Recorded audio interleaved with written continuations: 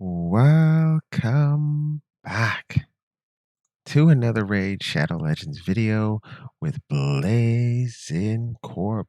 We are going to be going into the Doom Tower hard today, and we are going to get our fun on. We're going to go from floors 32 all the way up to 41.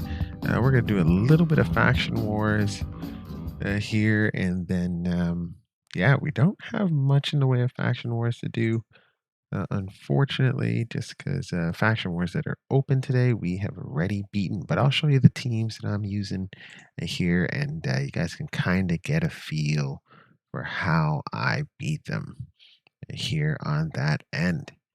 All right, as always, we're going to try to keep our spirits up by building out more and more champions here as well, because we do have to finish Orgrim tribes, lizardmen.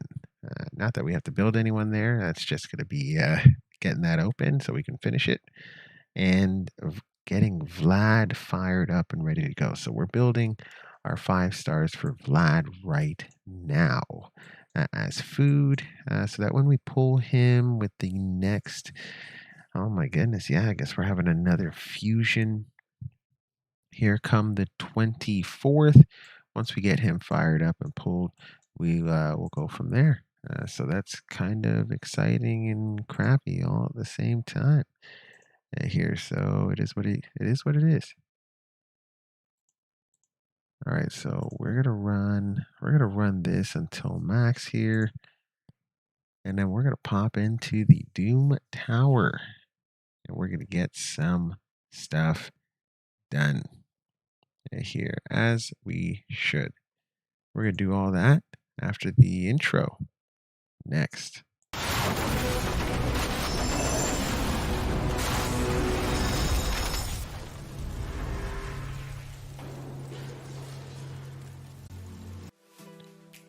Ooh-wee. So if you've been watching this channel, you know that we had a hell of a party here fighting the Skinwalkers faction and beating, and I mean beating, the final boss there of the Doom of the Skinwalkers 21 faction. One thing I've just noticed, and we've got to get this taken care of here, is that we have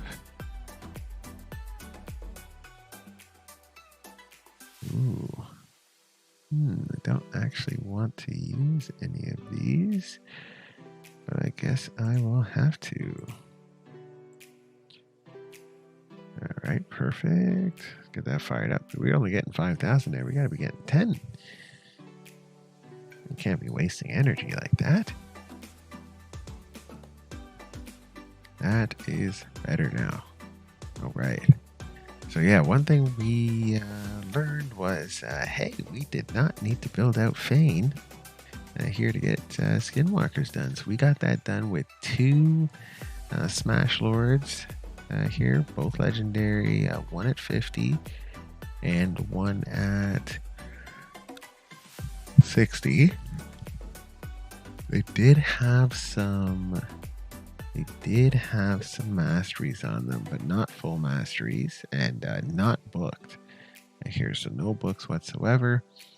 We then had Basher, Ursuline Ironhide here for a little bit of turn meter manipulation, and our 5th contestant was Horfreeze the Tusked, who, yeah man, he's the MVP. He's the real MVP. He was cracking the whip on the boss here. So yeah, my strategy, because I didn't really put anyone in a destroy set, which I totally would have been easier than what I did, was to have the champions get low enough to like around 50%. Took about 3 or 4 rotations of him taking swapping health, But once he got to that 50, 55% threshold, we were able to A1 him to death. Here, get the debuffs on, and just weaken, just pound him until he was dead. Now I was sweating buckets. I was sweating up a storm here because a lot of thinking, a lot of brain power went into judging how his hits were going to work, if we were going to survive his hits, if we were going to be able to get out a lot of DPS here. So there was a lot of thinking to be done. The stream was definitely helping. They were chiming in here, both on YouTube and on Twitch here. So I thank everyone who was watching me for that. Here, that was it was really fun here to have you guys watch me beat it here. So exciting times. Here, without a doubt. We're almost finished doing a little bit of grinding here. We try to do a little bit of grinding every day, and it helps. It helps a lot here for the long run, without a doubt. Because we need to get more 4s so we can get 5s, so that when we pull Vlad here, we can get him maxed out, because he's actually pretty good in terms of how he's built. And I have a feeling with the way that the Hydra boss is setting up that Vlad is going to be very, very good inside that particular with that particular boss here.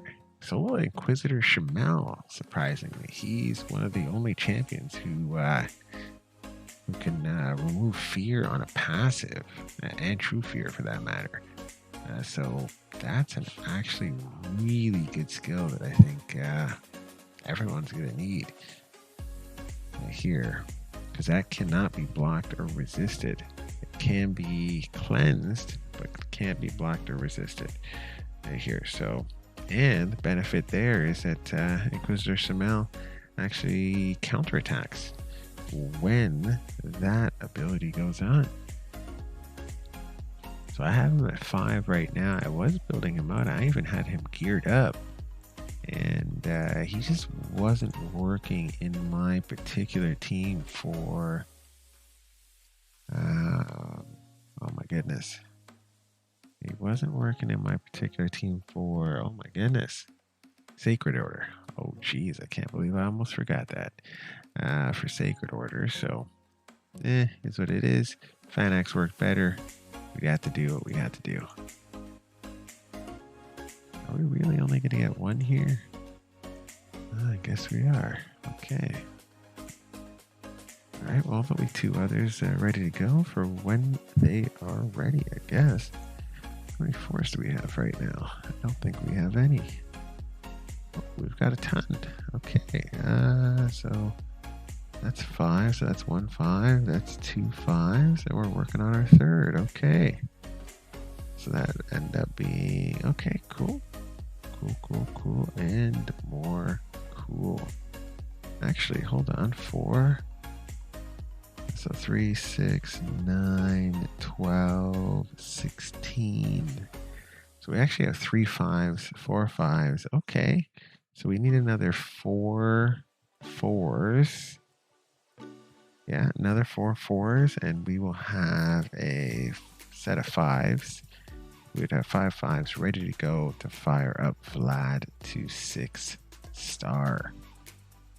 Right, just got to do the math. So I think, you know what we'll do is, should take 3 of these 4s up to 40, and then turn 2 of them into 5s. Yeah, turn 2 of them into 5s, just to clear this up here. So let's go ahead and do that.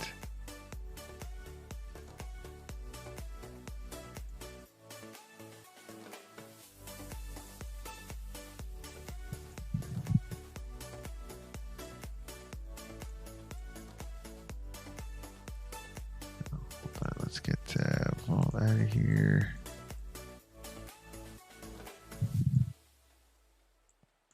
Lots and lots of champions to build up. Ooh, we can do even better here. Let's build these guys out. Since there's 3 the same. Okay, sweet. Alright, so we'll leave those as we are, leave those to build up as we are theorizing here. So, yeah, Vlad here, I think he's going to be good here. Inquisitor Shamal will probably be absolutely necessary, so his value is going to skyrocket if there's no other way in which to beat the boss. Obviously, fear is not true fear. So having fear, you could just lose your turn. You don't lose your any ability that you tried to have done. But losing a turn could be very deadly against these bosses. So that's something we don't necessarily want to do, but might be just part of the mechanic.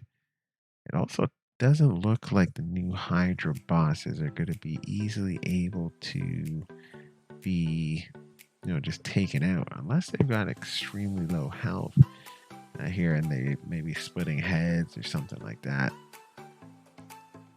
Or one of the heads just brings up, like has a revive type of function here, much like the Eternal Dragon here, where he keeps bringing up his ads. Like that could be something that makes sense there on that side of things.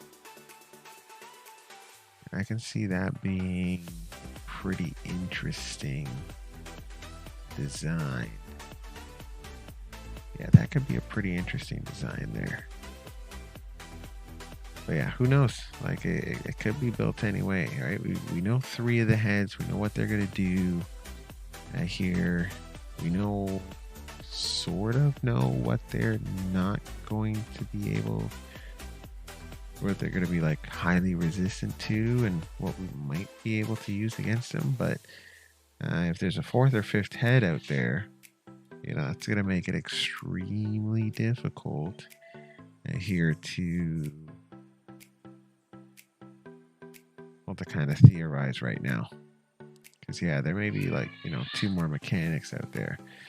Now there are 2 more debuffs coming to the game. So you got petrification. I'm assuming that's some kind of stone, turn to stone ability. I hear, and pain link, which is probably a ally protection ability, but something that where the boss puts it on you or on us, I guess. And if we're hitting the boss, that pain comes back to us. Like a percentage of it, most likely there. So that could be interesting. That could be very interesting, unfortunately, there. So we'll see. We'll see what happens there on that side of things. I'm hoping it won't be too crazy, but I mean, we want something more complicated so we can figure out how to beat it. Right? And they've shown, like with Baumel, that they're willing to do things that are like insanely complicated. Right? So that we got to use champions we've never thought of kind of using here before. And yeah, once we're doing those things, then it's super important. All right? So that's something that's super important there on that end. Right? So it just makes sense. But I guess we'll see. We shall see. But yeah, well, I guess we'll be looking out for all these other any more heads that come out. We've got 3 so far, so trying Misery, Torment, and I can't remember the name of the last one. Misery, Torment, and something. Beats me on the last one there. Beats me on the last one. No clue what the last one is. it looks like this is almost finished. We'll pop into Doom Tower. And here we'll have some fun. See if we can beat these stages. See if we can beat the secret rooms. Secret rooms have been pretty difficult here. And yeah, that's what it is on that end, I guess. Nothing really that can be done on there. Just don't have the champions for all the secret rooms just yet. Or actually, I shouldn't say I don't have the champions. I don't have the gear for the champions. Or the right gear. Or overpowered gear. Yeah, I don't have end game gear for those champions just yet. Once I do, then, obviously that's going to be a lot easier. We'll get the other Tomb Angel pretty quickly here. And that would be nice. I think we're at about 65 or 66 right now for the other Tomb Angel. So I am looking forward to getting her. It looks like Hex is also going to be very important for these new Hydra bosses. So it looks like it's going to affect them in different ways. So it looks like they're trying to make Hex like an important part of the game. Plus they have a Hex champion here coming for the next fusion. So it'll be our first Hex support champion, an epic. And that fusion better be really easy. Makes no sense not to make that fusion easy. So just a bunch of rares. I'm assuming that we gotta get fired up for, but I really don't want those it to be like crazy, because I really don't want to use too many shards or too much energy getting this stuff. It would just drive me up the wall, unfortunately.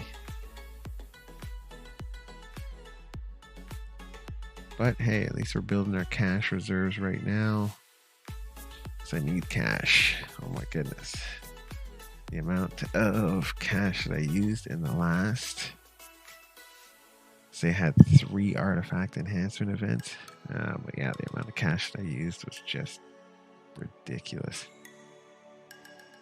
In terms of silver, oh my goodness, silver. The amount of silver use was ridiculous.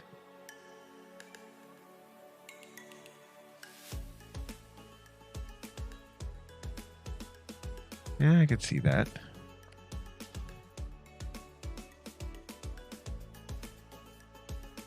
I could see that. Let's see. Alright, so Burgoth the Malformed. Did I even do this guy? I don't even think I did this guy.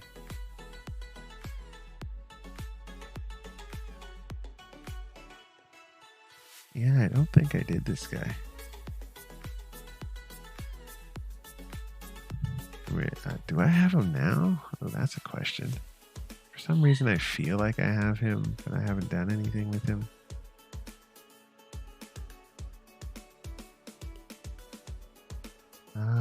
Let's see. Kind of reading this here, and yeah, just having to do the summon rush is maddening. I don't want to do a summon rush here, or for that I'm okay with the champion training because I want to do that anyway. Tournaments are fine. Dungeon divers will be a pain in the butt. Yeah, dungeon divers, that's fine. Classic arena's fine. Yeah, if they make a small event like this, I'll be happy. But if they make this too long, then I'm not going to be happy about it. This might be a fusion that I'd skip. But actually, I did do this, didn't I? No, I didn't do this. No, I didn't do this for sure.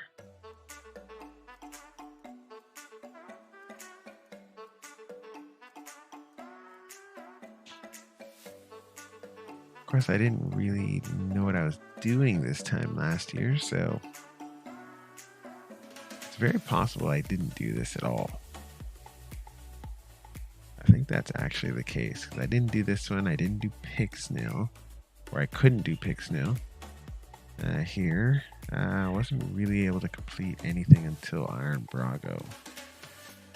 I believe Iron Brago is the first one in. Yeah, I believe Iron Brago is the first one in 2021, if I'm not mistaken. Actually, it's probably on here. So let's see. Yeah, Iron Brago is definitely the first one in 2021.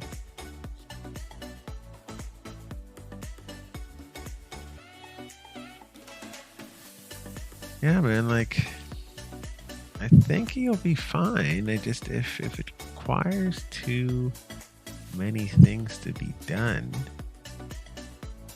it's gonna be hard to get myself up to do it, because I do want whoever they have for Christmas.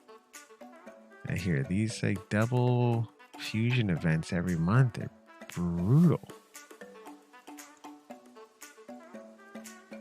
Like, it's really, really difficult to do 2 fusions a month. Like, I'm barely scraping by here. Right, so at some point I just gotta start choosing. Okay, it's one.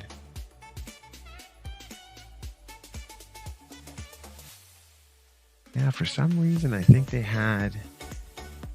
Actually, let's check this. Pretty so I could swear we had 2 fusions in. So Herndey, Mother Saga, where are we?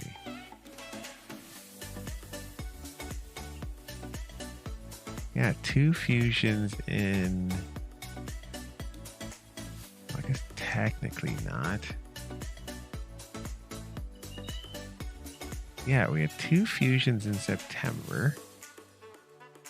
I mean, technically, 2 fusions that started in September. 1 for October.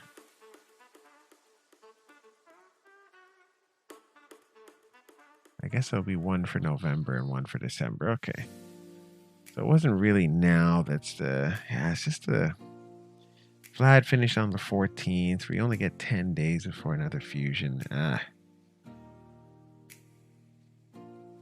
Yeah, it's pretty brutal right now. Seems to be like every 3 weeks, if I'm not mistaken. So like Yoshi was. When did they start this? So Yoshi. Yeah, finished April 1st. Next fusion was April 13th, April 30th, and then mid-May for Rule the Huntmaster. Yeah, they gotta do it. They gotta do it every 30 days. They can't. They can. But yeah, it's better when it's every like 3.5 weeks. Yeah, they did 3.5 weeks all through the summer, and then they just fired it back up once September came, like, to being really short, which I'm not really liking, but I'm still doing them. Fire Em's got me. I'm not saving up anything. It got me for sure. I don't even know why I'm in here. All right, so. Oh yeah, I know what I was doing. Let's take some of this stuff here. We got to get that core hammer. That's going to be important. It's not too often we can get those.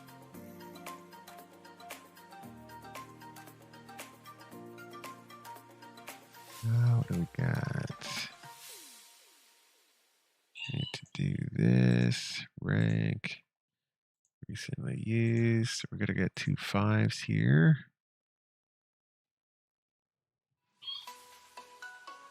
So we're building up these 5s so that we can.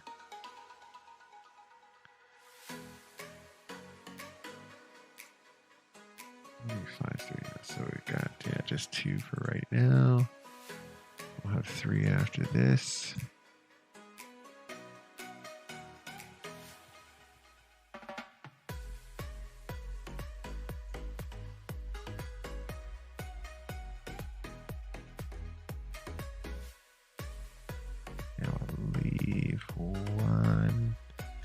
doesn't really matter, actually. Let's leave this. There we go. All right, so 3 5s. We need 4 more 4s to get another 5, so that'll make it 4.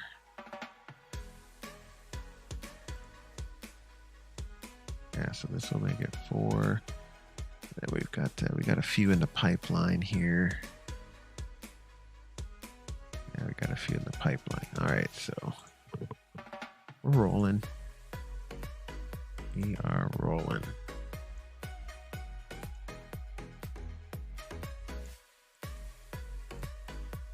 But yeah, you're probably right, Dodge. I'm probably gonna go for this fusion. You know, I don't really skip many. To tell you the God's honest truth, actually, I don't think I've skipped one this year at all. I think I've gotten every single fusion. Actually, I have gotten every single fusion this year. That's why I've added so many legendaries to the group, and that's why I'm very much pushing the end game here. Now it's really about getting the gear to finish these guys out. Yeah, gear is a premium right now. I could use as much gear as I can get. I guess maybe it is a good thing that they are making us do more fusions, because that means more tournaments. Which means that I don't have to waste energy. I can kind of double dip. Yeah, double dipping is nice. Yeah, if we can double dip, then I think we're in really good shape. At least for me, you know, tournaments, all that good stuff gives us more resources. You can't go wrong having some more resources, for sure.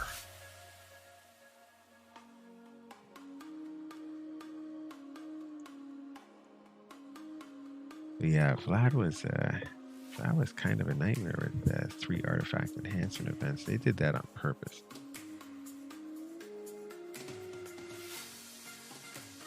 Ooh. You know what the hell? You know what the funniest thing is? Oh, congratulations on your CAD your phone to 6 stars. Yeah, funny thing about Demon Spawn is I didn't have a ton of banners for the longest time. So I was running a lot of my characters, with the exception of Allure, of course, without banners. I believe I even beat... Actually, I might have put a banner finally on the last couple champions before beating 21, stage 21 here. But otherwise, yeah, that was a tough one to beat. Actually, no. You know what? I didn't end up putting 21. I didn't end up beating 21 with all 6 stars because I had Umbra Enchantress specially built just for that particular level. Yeah, she's pretty good. I've always been wanting to build her, but she's just been sitting in the... Oh, what am I doing there? She's just been sitting in the vault until I needed her. Sometimes that's what happens. It's like, I'd love to build a Cornelia. Cornelia, I think she's probably going to be one of the best healers in the game. But for right now, not super high on the list because she's not needed for Faction Wars. It's amazing how I look at things now that I'm like uber focused on exactly what I need to get done. And they got to bring a dupe system out so I can just use these dupes already and get it done and over with. Jeez, goodness.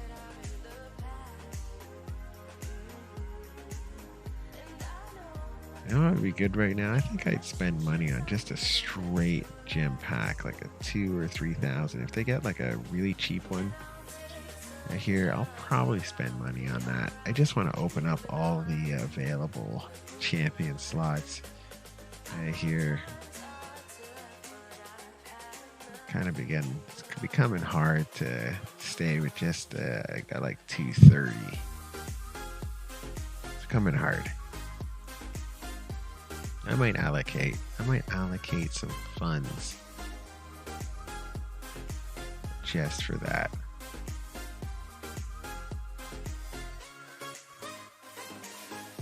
We'll see.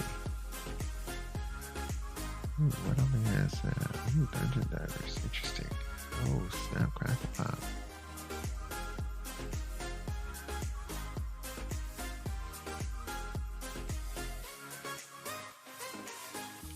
Can understand that. How much do you have overall there, Dodgson? So I got 230 and 230 on both. I do wish I had something like 300 or 400. That'd be great. But no such luck for me. I'm being stingy.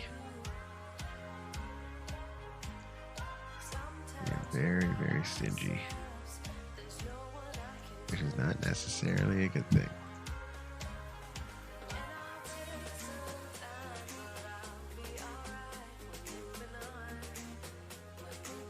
Ooh. Yeah, I went hard on building out those champions that I got for the last summon rush. Yeah, the last summon rush where I got like, nope, sorry, it wasn't. Yeah, was it? Crap, the guaranteed summon for Vizier. So all those champions, a lot of those, it took right up to 6 pretty immediately. Draco, Vizier. I want to get Cythalia up.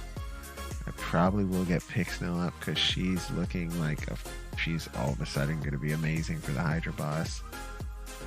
I hear she's got a strong possibility. She'll be one of the best champions in the game to use because of her perfect veil. And she's got freeze, so that might work on the Hydra. We'll see if it works. It didn't look like the Hydra was... Oh, yeah, I don't know if the Hydra was immune to freeze. I mean, I guess we'll have to check once it comes out. But she's got veil, if I'm not mistaken. Actually, let's take a check here. She's down here somewhere. She's lingering. Where are you, Pixnell? There you are. Let's take a check.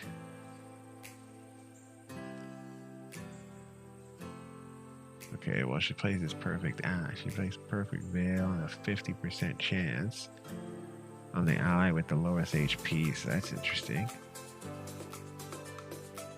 Increased defense, continuous heal, all allies for 2 turns. Anyone who's frozen, place a weaken, and then attacks them. Okay. 3-turn cooldown. And then she does freeze. Okay, so she gives out perfect heals, perfect veils. Kind of interesting.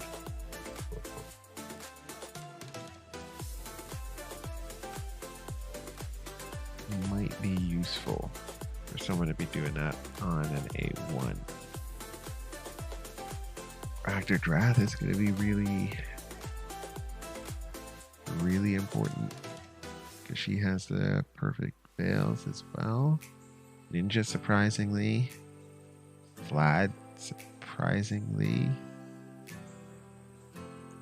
I think he has to kill someone to get a perfect veil, but I mean, if the heads are going down pretty easily, maybe he's doing a lot of killing. Cadraphone has perfect veil. Or veil. Does he have veil or perfect veil? Let's take a look. I don't even have mine buffed at all. Perfect veil. Yeah, it's perfect veil. Nice. 2 turns on a 5-turn cooldown. Then he gets the extra damage and stuff. And then each time a turn meter's filled, he gets a perfect veil. It's too bad that didn't have a cooldown. If that didn't have a cooldown, he'd literally be under perfect veil all the time. That'd be awesome.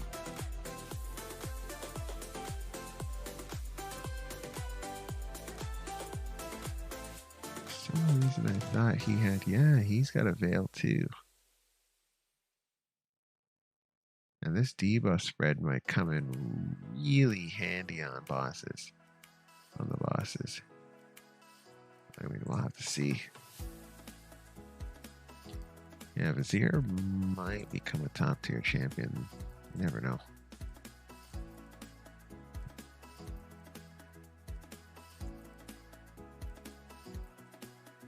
It's like the never ending battle here. So many, well, I'm not going to buff anyone based on what I'm reading, but I have an idea of who should be buffed and who to look out for gear for, which is a really good thing. Okay, let's do a few more of these here. 1 stars, and we'll pop into the Doom Tower and see if we can get up to some mischief. What do we need? 6? Alright, so 2 sets.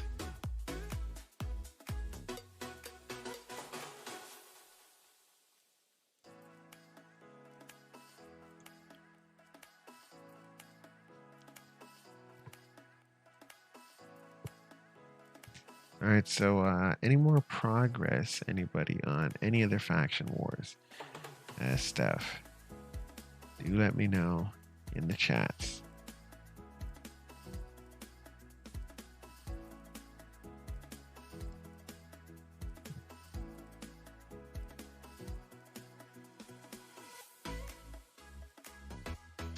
Yeah, I'm very much looking forward to Lizardmen to be open again. And not looking forward to Open Tribe.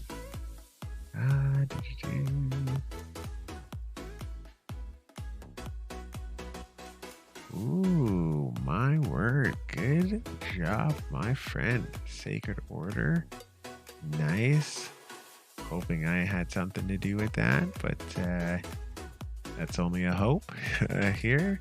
Banner Lords. Great stuff. Great stuff. Banner Lords. Yeah, which 4 factions do you have left? Is the question.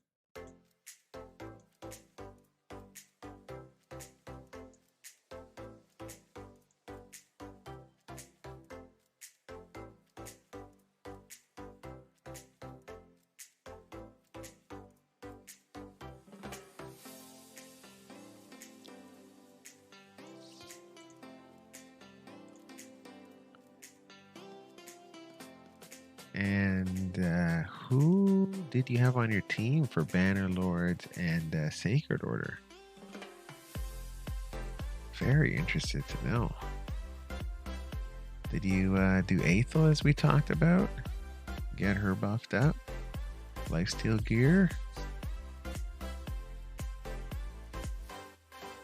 Very, very interested to know.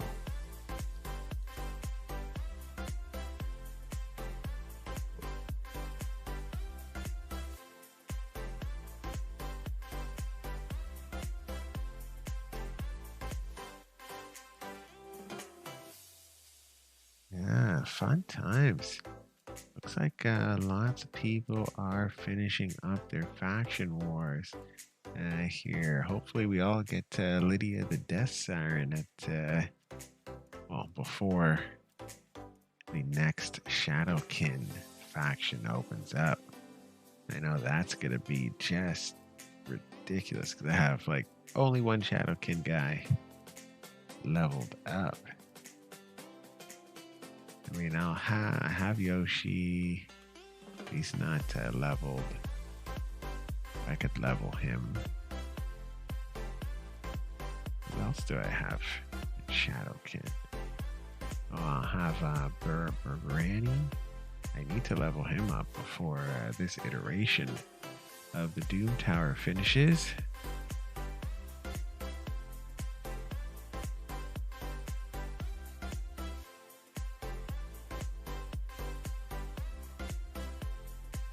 Yeah, Sacred Order is not a hard crypt, especially if you have Deacon Armstrong. That guy's beast. The exact same way that I have it set up here. Well, remember, Deacon on his A3 takes another turn, so grants an extra turn's a huge skill. You see that in anyone's kit, you have to build that character. That's a pro tip there. If you see that skill in a character's kit, build immediately. Most times you will not go wrong with that advice.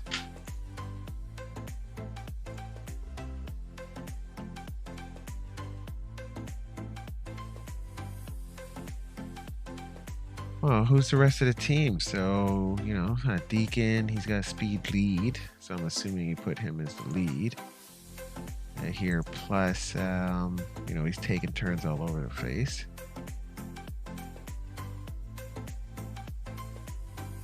Yeah, it still would assume you'd have Aethel in that group, though. Banner Lords. Yeah, as I told you yesterday, Cillian the Lucky for me. Stag Knight. Archmage Helmet. Who are the other two? I can't remember. I probably mentioned it yesterday. I'll look it up here momentarily. My Stag Knight's big there. I had a Reviver. Can't remember who the Reviver is, though, for the life of me right now. Contrary to popular belief, I did not have Sigmund the High Shield to win that. Even though Sigmund's in my team now. Did not have Sigmund. Although I wish I had Sigmund for that. But if I'd waited so long, then I wouldn't be where I am now.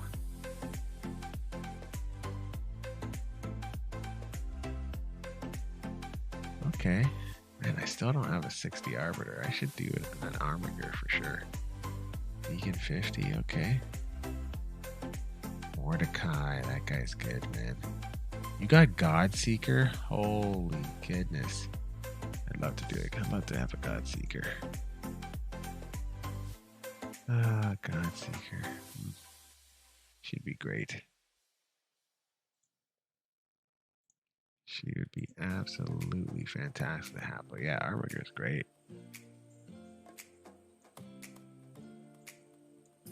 Fantastic guy to have is Armiger.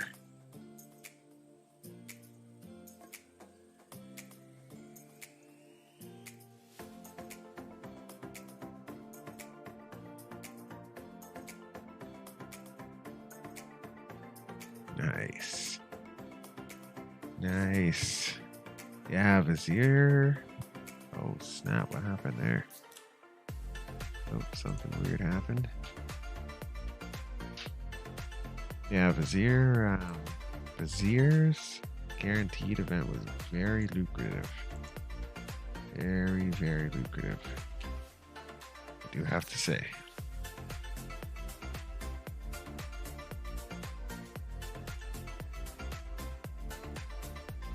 And I can't say that was a bad tournament whatsoever.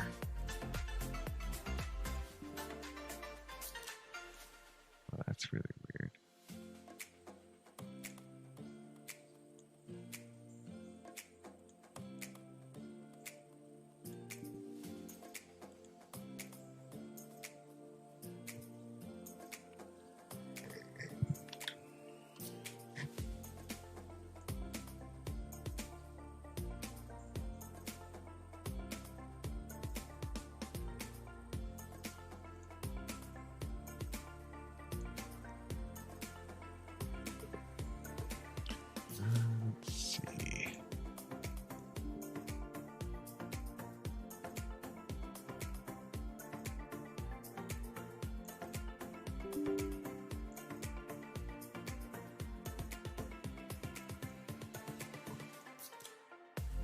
Alright, back into the meat grinder here.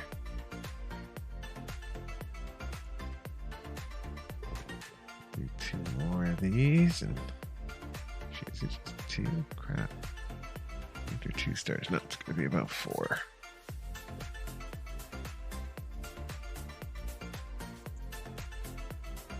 Yeah, Godseeker would do it. I'd do it for you. She's got the revive on death.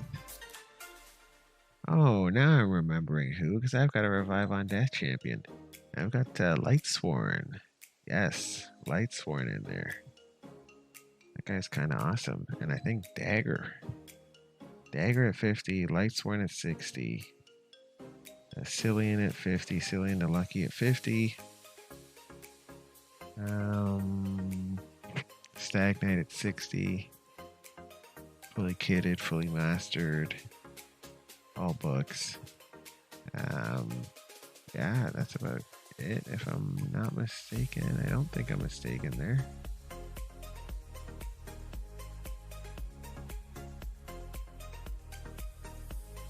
I guess we'll take a look at that.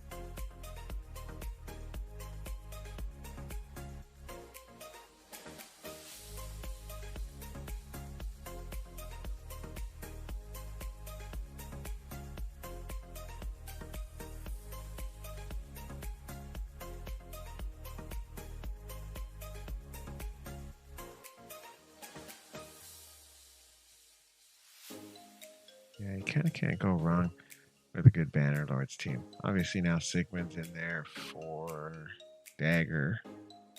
And it's even easier with him just destroying everything.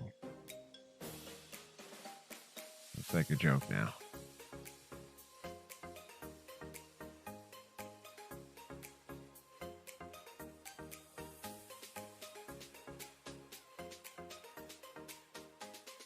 But yeah, congratulations, man. Like, Sacred Order, Banner Lords, that is fantastic. That is very, very good. Very happy for you.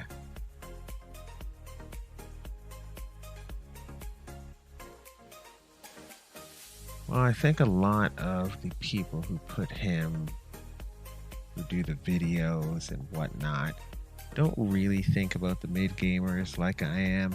I hear probably haven't been mid gamers for a while because they're pay to win. So Sigmund for them, when they have Chris and all these other champions, I hear wouldn't be a special champion here whatsoever. And he's kind of a shield version of Iron Brago. Like they have very similar kits here, with their rip off buffs on A1. Instead of having increased defense, here he's got a shield there, and then like they both still have decreased attack.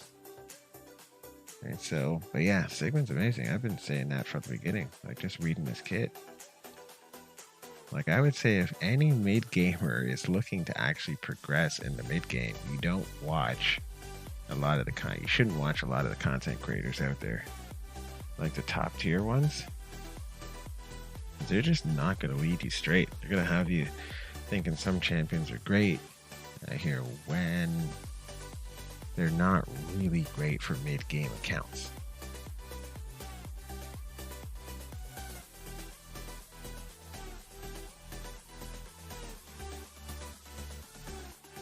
Yeah, I think Sigmund's going to end up being fantastic here for one of the heads. I think actually Sigmund, the last couple ones, so I think Sigmund, Roderick, who I need to build out, and Vlad are going to be very important. Here I think you'll see that they'll be very, very important.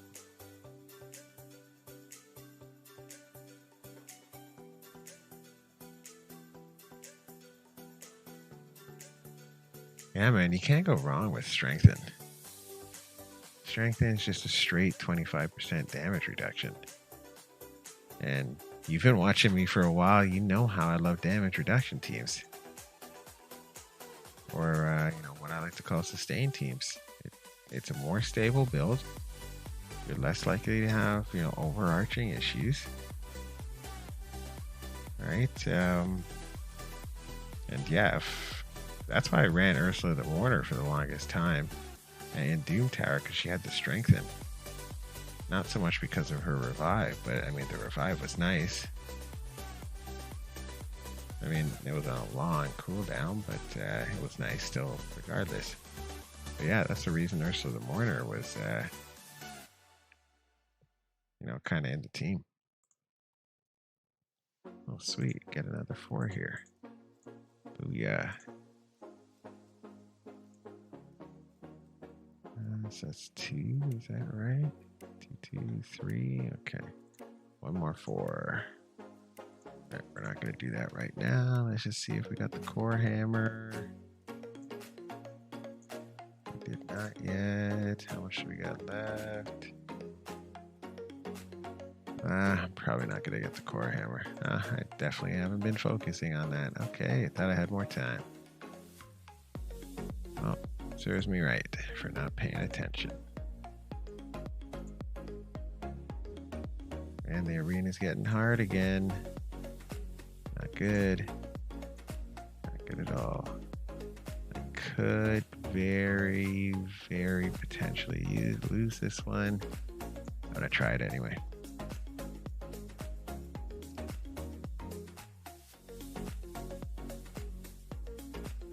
Oh, how the hell after a speed boost am I? Oh my goodness. That was brutal. Oh, that was impressive by the other team, I do have to say. Just cutting in front of me like that. That was impressive. I won the speed battle. My speeds are just not high enough. That was impressive, I do have to say. Good on them. All right.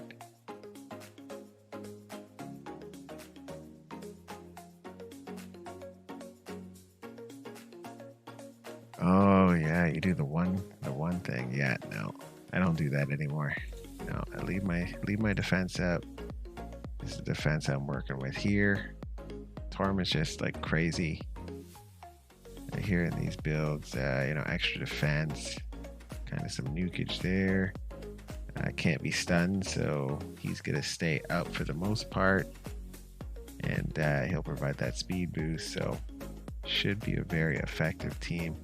There's not too many people who go after me, which is nice. So you don't see a long list of people. So generally don't lose that much over time, which is good. So very unlikely I'll go back and regress into gold 3.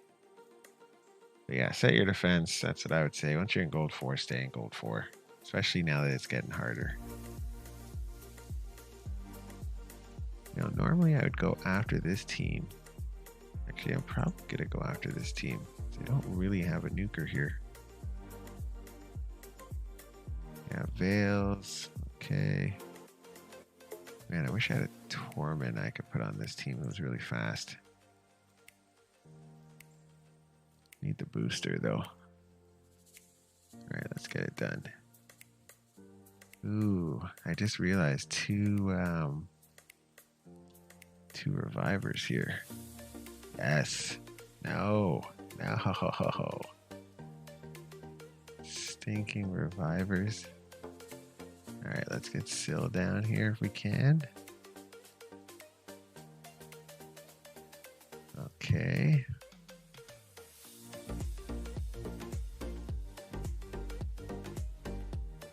Man, people are doing this stuff now, man. I'm telling you. People are running the arena. I have a feeling a lot of people are watching the videos here, and I've noticed an uptick in my video watching. Not the live streams as much, but we're slowly gaining traction on those, and especially on Twitch. And yeah, a lot of people watching the old videos. Or older videos, I should say. Yeah, so yeah, hopefully, people are getting their great hauls booked out, and that helps a lot for kind of the game here. Why are you going after that when you need Sill of the Drakes to go down? Come on, guys. Think smart. Think smart. There we go. Now we're done. Well, you're back up into gold 4 now, though, right?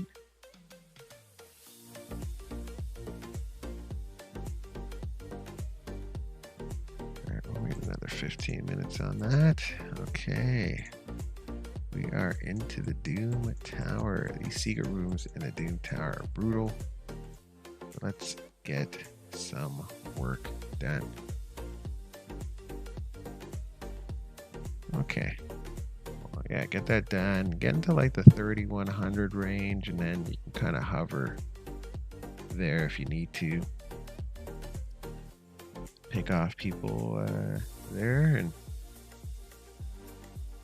basically get your Great Hall fired up.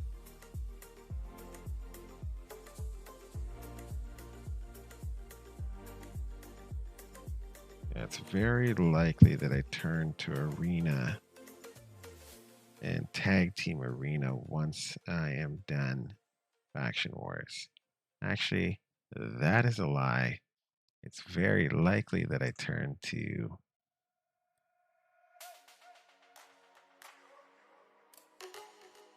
very likely that I turn to Clan Boss. So I'm probably going to build a completely different comp than what I have now. I might not even have Dracomorph in the comp. I don't know. I want to find a way to get Vizier in there. I really do.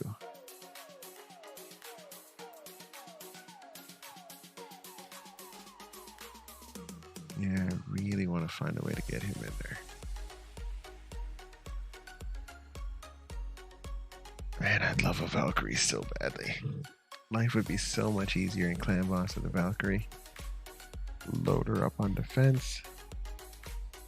And then put in her with an Iron Brago so her shields are even bigger. And then have Brogni as the extender. Extend the shields. And then have probably 2 buff extenders after that. Oh, it would be beautiful. It would be absolutely beautiful.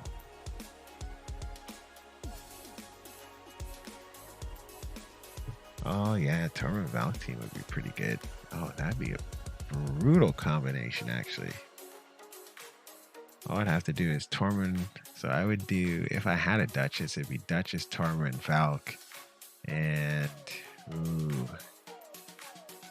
probably someone like Ninja or Pixnil for the Frozen. Probably Ninja, like a really fast Ninja. Yeah, just to get the Frozen out there. Actually, no, probably a Drexstar.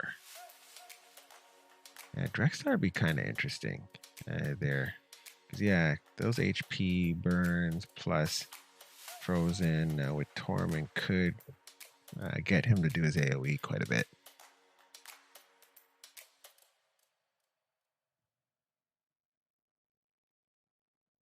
I could see that.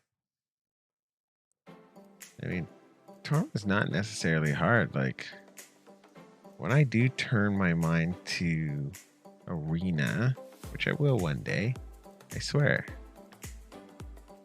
I'm not crossing my fingers. I swear I'm not crossing all my fingers and my toes right now.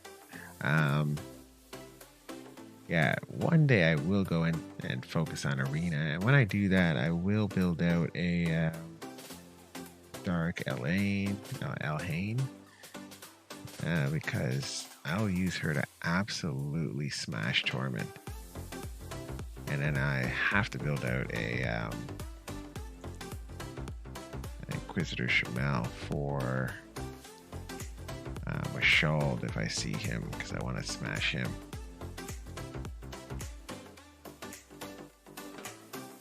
Yeah, I'll build out specific champions and gear them just for Arena, like super high accuracy, as much as I can get. with as much speed as I can get as well here. But obviously Dark Elhain does a ton of health and a ton of attack. Crit damage, crit rate, of course. Probably not as much speed if I'll build her that way, because she'll just literally be countering Torment. And that's how she'd be putting out those attacks.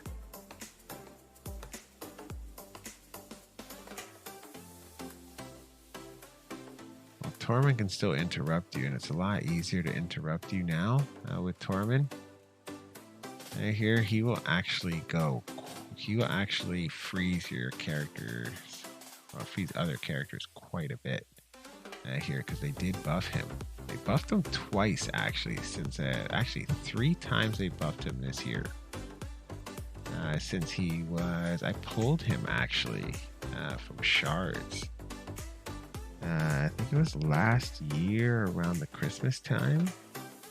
Like when he had like a 2 times 10 times event for him. I was like, thought he was good, so I pulled. Of course, I didn't build him out for like another half a year, which was kind of stupid of me.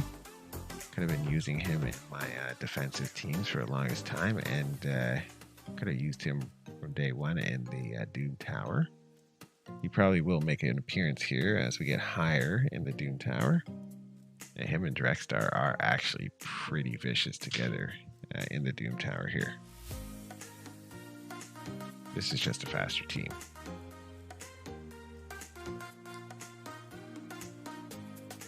Yeah, with the way I built him, he is pretty vicious. I wish I had...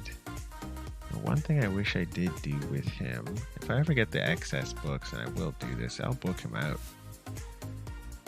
But I'm saving books right now. I know Lydia's gonna need them. I'm so close now that I can taste her. I can just taste her right now. Here. She is gonna dominate my mind for the next little bit.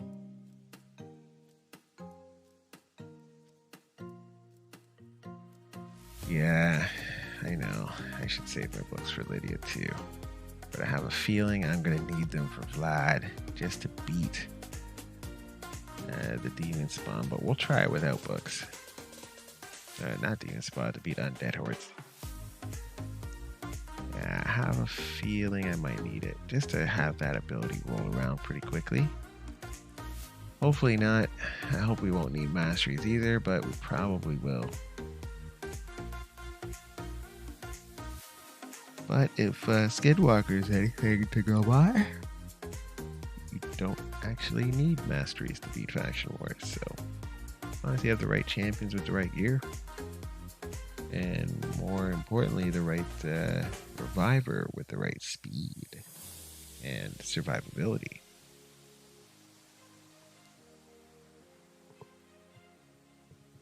But yeah, Lydia's going to require like 17 books. How many books does she require? Let's see, actually.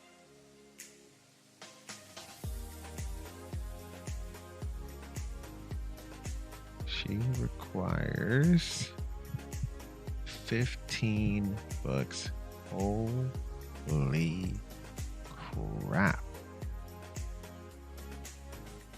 Wow. 15. So she is, let's see, we got 4 on the A1, another 4 on A2, so that's 8. We've got 5, so that's 13, and then 2 on her passive, 15. Ooh, my goodness. Wowzers. Wowzers. Yeah, that's insane. Yeah, that's insane. Yeah, she's gonna help the Clan Boss team for sure, though. She might even help the arena defense. And arena.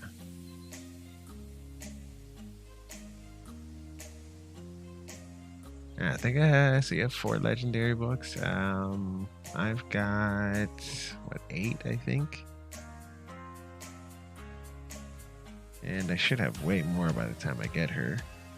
Just because, well, you finish Ultra Nightmare every day, so I'll definitely have more. I think I'm getting about 6 or 7 books a month right now. And just from,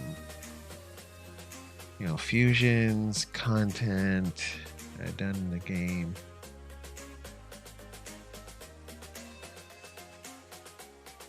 And the advanced quest.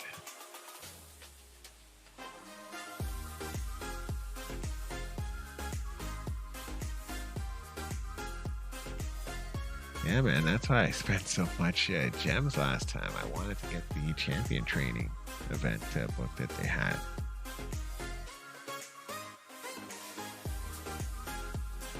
That was important to me.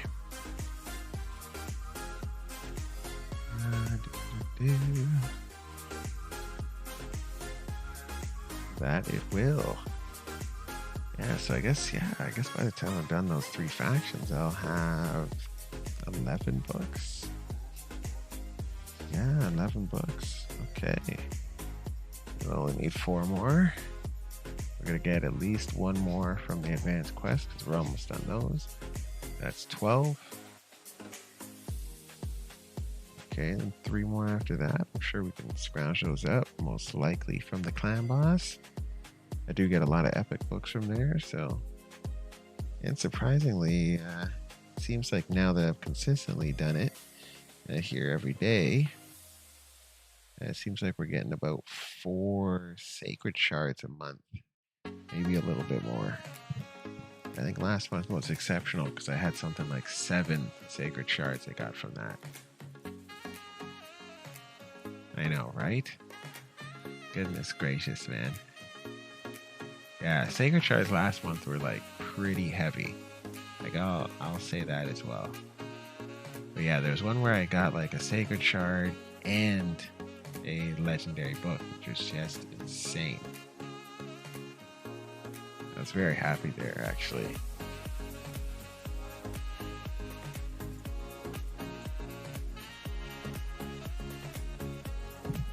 Yeah, so no, sacred shards last month were pretty insane. Got a lot of void shards this month. And a bunch of ancients as well. Bunch of epic books as well this month so far. But yeah, I would say probably by far the last 2 months it'd be sacred shards. Now I'm wondering how many legendary books I have. For some reason I think it's more than 8.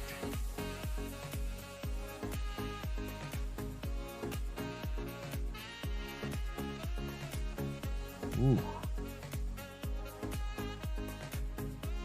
Dang. Yeah, that's a dang good day. I guess you're in a faction that's completing it every day, I'm assuming. You got the 2 sacreds. Lucky bum.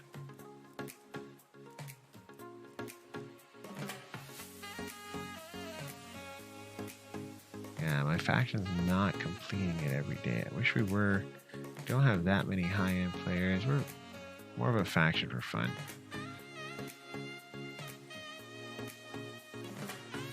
But yeah, I do have a few serious players in the clan, but not enough to finish it every day.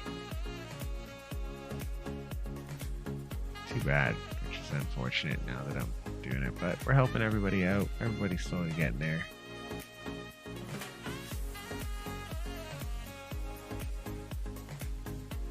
Slowly but surely, we're getting there.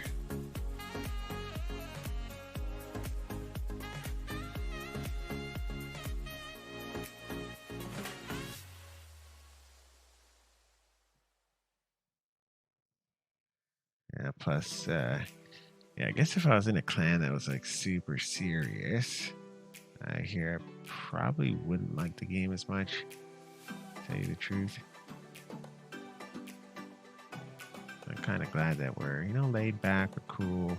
I just help each other out whenever we're here. kind of play every day and don't have to be like too serious about doing things.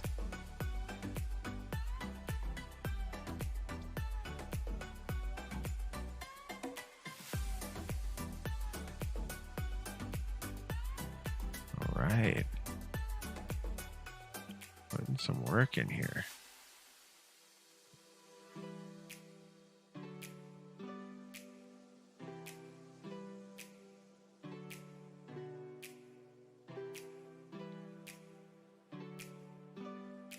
Nice. Yeah, so you got like, serious players for the most part in your clan.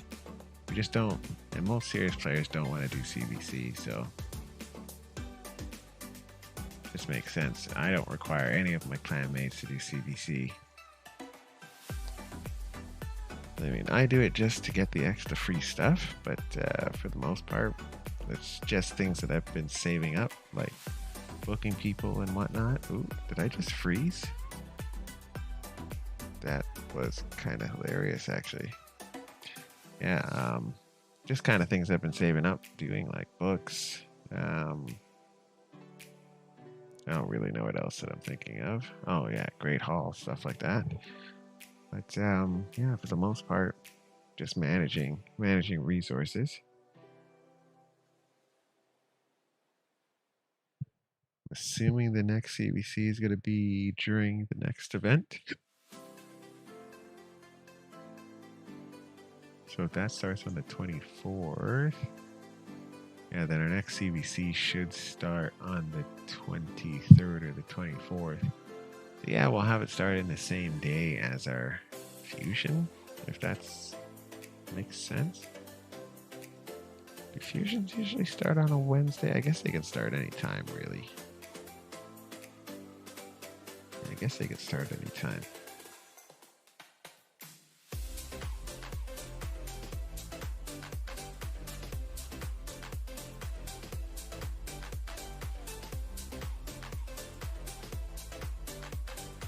Oh, I can understand that.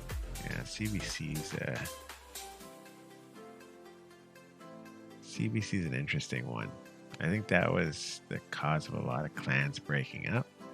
Ooh, oh, this is going off the rails. Ooh, look at Syl of the Drakes. She's a beast.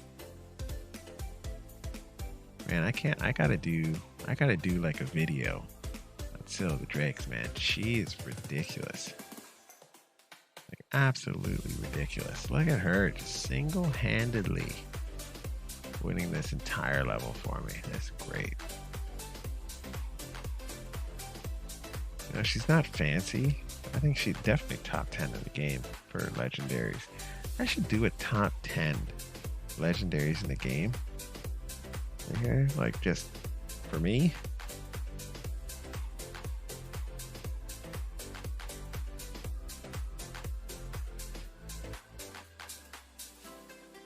That's why Sigmund's the lead here, because he's got that 40% aura.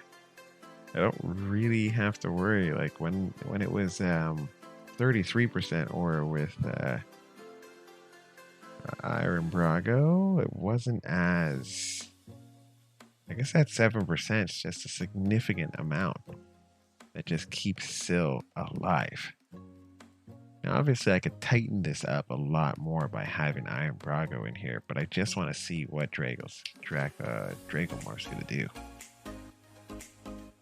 If I had Iron Brago in here, this would be a no-brainer. Like, we'd have flown through this.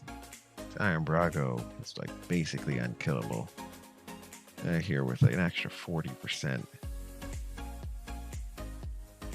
I think he's what, 4,800 defense.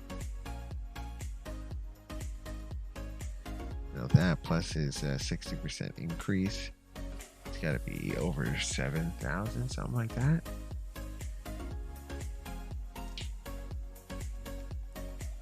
Yeah, Syl's a beast. Yeah, I gotta do a video on top 10. Actually, just best free-to-play legendaries or free-to-play legendaries to book out.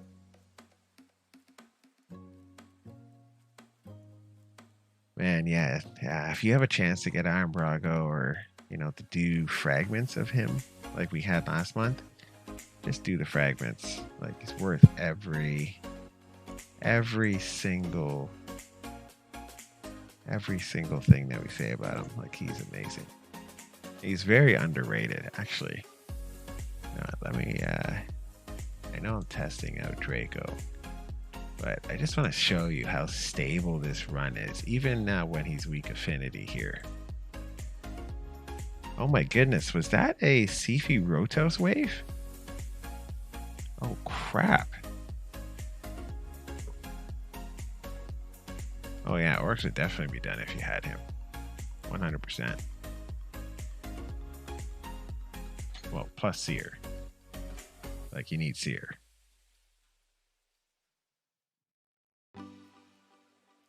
Yeah, Seer's almost a must.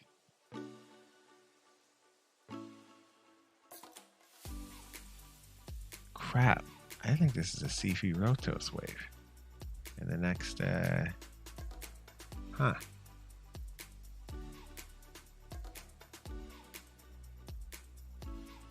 Yeah, but look at this run, man. Like, we faced some beastly guys here, and we're barely taking any hits. Gotta remember, his passive gives an extra 10% of his defense to everybody. Like, everybody gets an extra 10%, whether he's alive or dead. That's an insane skill. Plus, he has 3-turn increased defense. Like, these guys are basically taking no damage. It's ridiculous with him in here. And you gotta remember, he's negative affinity. Like, look at this guy. He's negative affinity on most of these guys, and he's barely taking a dent in him. It's ridiculous how good this guy is.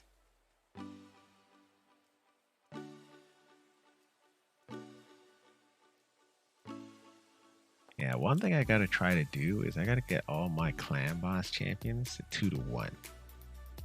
2-1 speed. Oh, good thing. This is not a Sifi Rotos wave. Okay. Ooh, a little worried there. I don't care how good my sustain team is. If we get multiple Sifis and Rotos, yeah, we're dead. But yeah, you see how we took that hit from Rotos there, man? Like, that was most normal average people that would put down.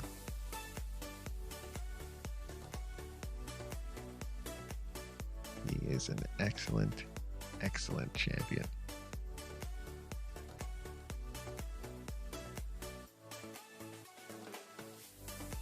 Yeah, I think Iron Brago, I put him, I consider every fusion champion free to play.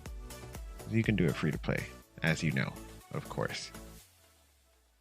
So I would put Iron Brago probably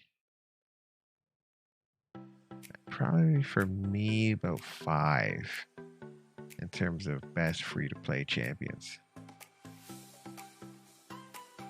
Yeah, probably 5. Like, Sill's gonna be probably one of the best. I'd probably put Underpriest Brogni is the best free to play champion, because he is absolutely a beast. He's got a rekit coming though. He definitely needs a rekit. Not because he's bad right now, but because I just want to optimize him just a little bit more for Clan Boss. Just a little bit more.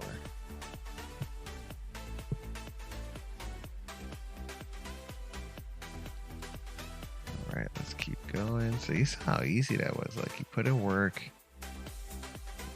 increased defense, extra defense to all my sustain champions. Just a beast. But not trying him out here. Trying out Draco. If I have to, I can put Iron Brago back in. Oh crap, look at this guy. Okay, this could be interesting. Okay, I'm really glad he didn't use peril there, because that would have absolutely stunk the bed.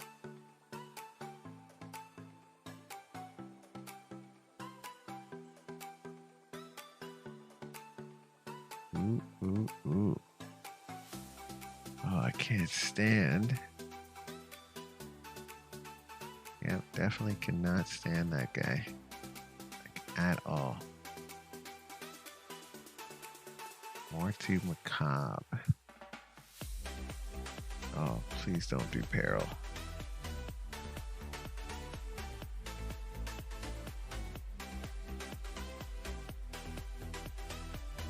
Well, this could go really bad if he hits that. Oh, thank the Lord. Duchess. Oh, Duchess. You got a Mashald? Oh my gosh.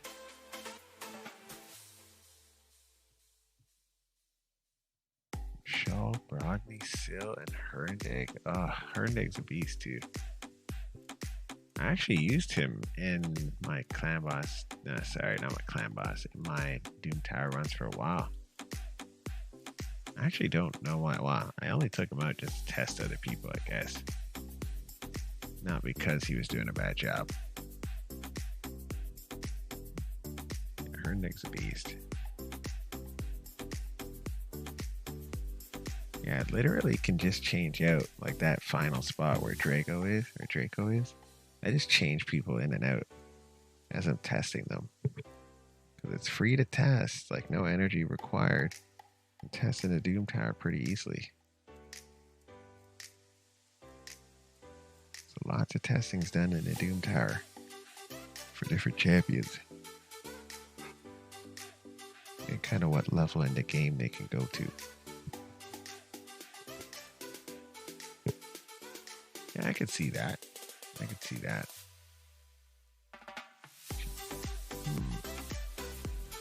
Kind of surprised you don't use Shald and Rodney more. I wouldn't think Herndeg would be, but maybe you're maybe you like doing more attack than I do.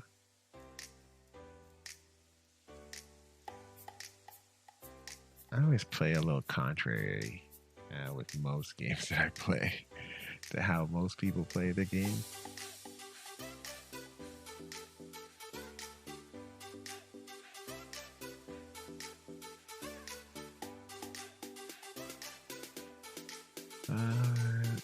Interesting. Interesting little team. We'll have to watch out for Saito there. That guy can smack when given the chance.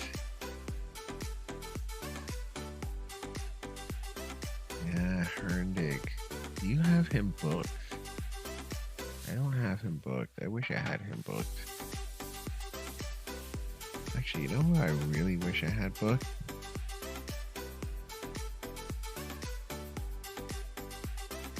Yeah, you know who I really wish I had booked? I wish I had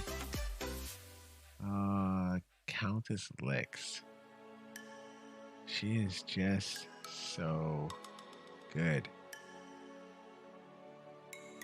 Like, she'd be so much better booked. Like, just that the cooldowns better, you know, heavier hits. But because she's so good without books and she gets it done without books, I don't feel the need to book her.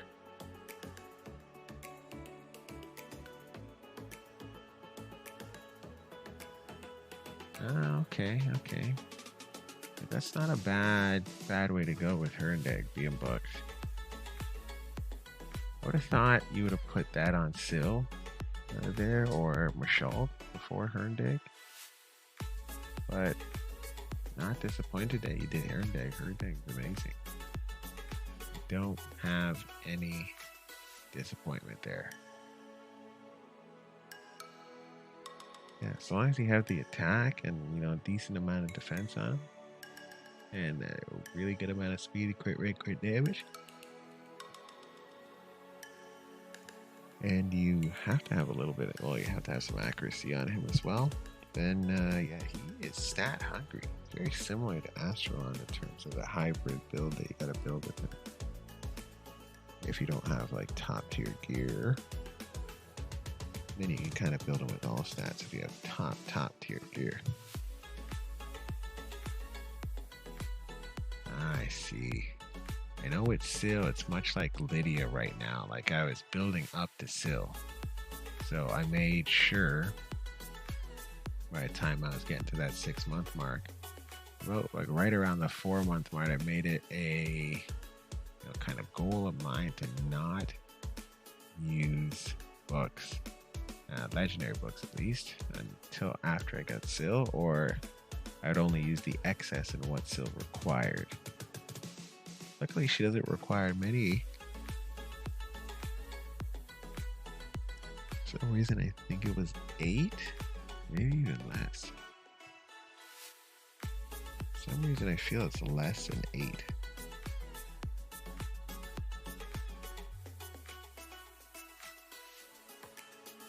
I see.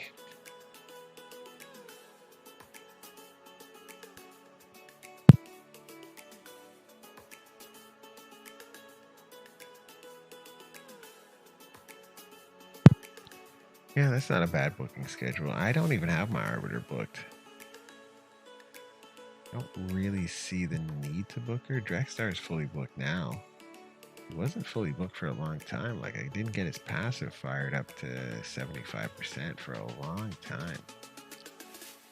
I also, was kind of stupid and didn't pull him for the first 100 days, thinking I could pull them all in one go if I had all the stuff saved up. Which, I now know better. Ooh, the Eternal Dragon, okay. I think we brought in Basher last time.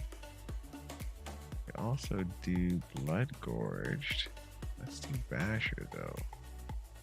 Where is he? Where is that vagabond? Building up a Marquez. She's going to be interesting. She's a defensive-based champion. Apparently is the best nuker in the game. I look forward to trying her out. Look forward to also getting Nithri Blood Twin fired up. No, Drex is needed for sure. Drex is awesome. Can't go wrong with Drakstar. Drakstar. Let's see. Crap, what am I looking for again? Oh, right, Basher. He's in the vault. There he is. I think he's okay. Yeah, I think we're okay.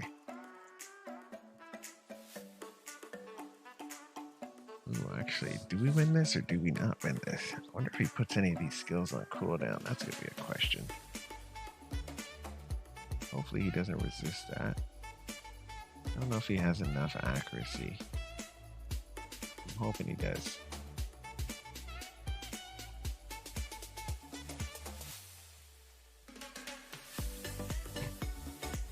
Yeah, it would be nice if once we kill the ads, if we don't have to deal with them again,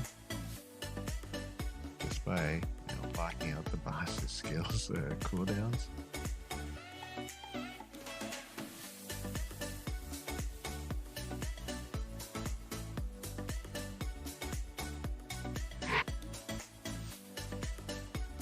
All right, there we go. Let's see how this goes. I'm gonna keep a keen eye on his abilities here.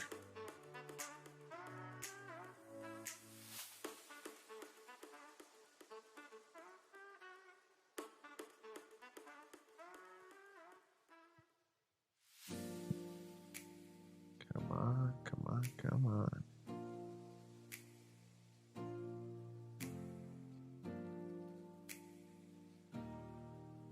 Now, the only thing that could mess him up would be if we get our skills put on cooldown, which is totally possible.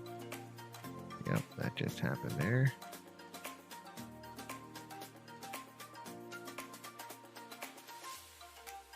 Wait, what? Did I see him put? Did he do a cooldowns there? I think he did some cooldowns.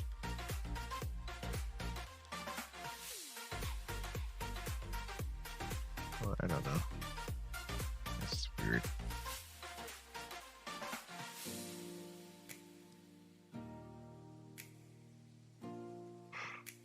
Yeah, Basher might actually be useless here. He can't take a hit. Yet another reason to have a sustain team here. Iron Brago would be good here.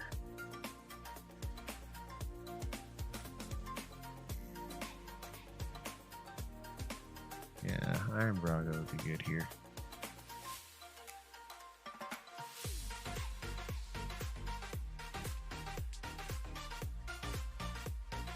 The Blood Gorge might actually be pretty good here too.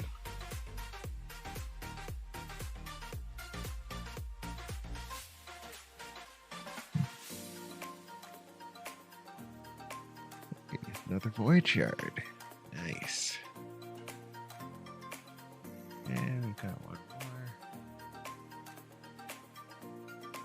Oh, this should be interesting. Oh, it's Thalia. Ooh, Thalia. If only I could build out my Thalia. I'm just hoping I don't forget to build these guys out. All these new champions drop and Lydia. And I guess it will come a point where I just don't have more things to do in the game and just have to build out these champions, or have to just start building out all these random champions. That might be a welcome day. I guess I'll always have gear to get. That'll be interesting. Yeah, I think Iron Brago would have been better in this stage than... Yeah, than Dracomore for sure.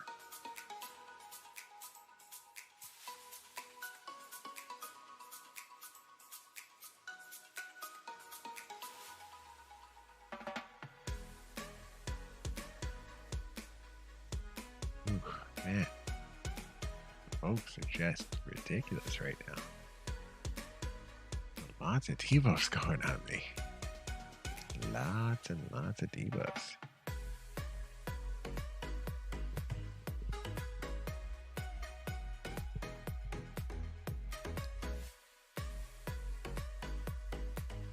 Ooh-wee.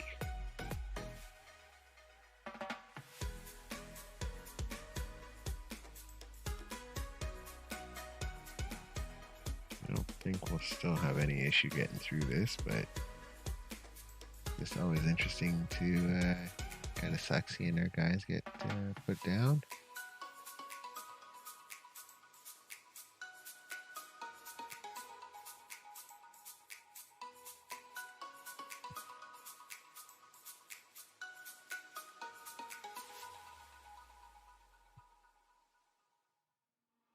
Okay, doing some good work here.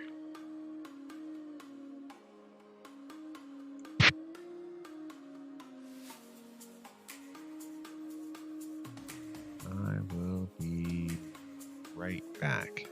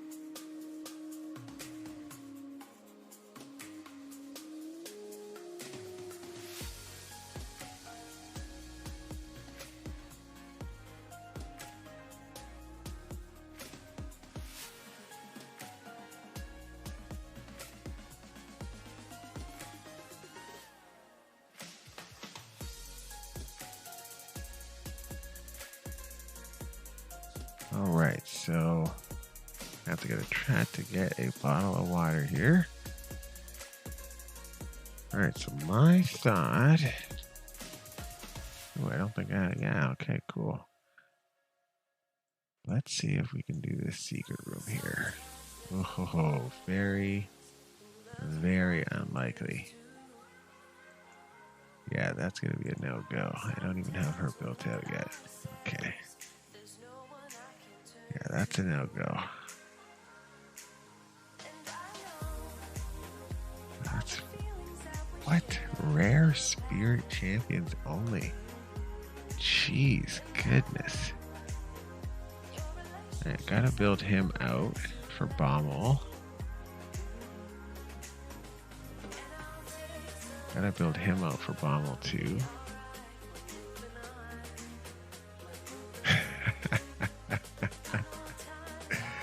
Oh snap! Yeah, I'd have to build her. So you got 3 champions we need to build out. At the very least, we need a reviver. I think she's a healer, not a reviver. I don't even think we have a reviver here that I can think of. Man, you know what I might do? Do a double Marquise and Templar team with, I guess, maybe Spirit Host?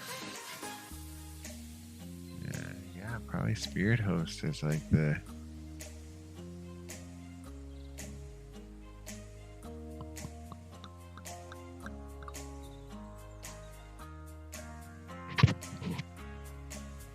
Yeah, I could see that. Yeah, Gnarlhorn could be good too. Yeah, provoke, increase defense with the unkillable. He's fully booked out. Nice. Well, clearly working on some of them. Oh yeah, I guess there's multiple ways we can go here for sure.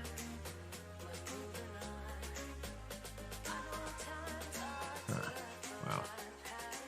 Wow.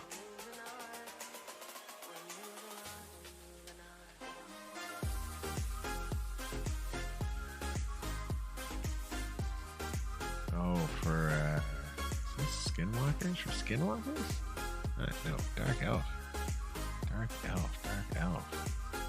Oh, this chick? Hex Weaver? Those all allies.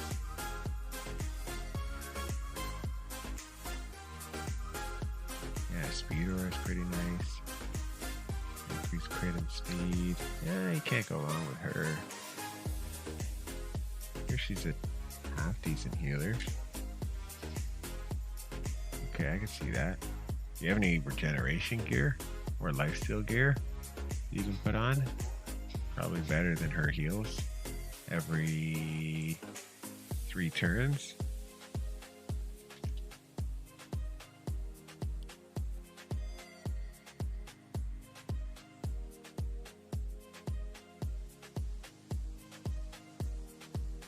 Well, now I'm just interested again here.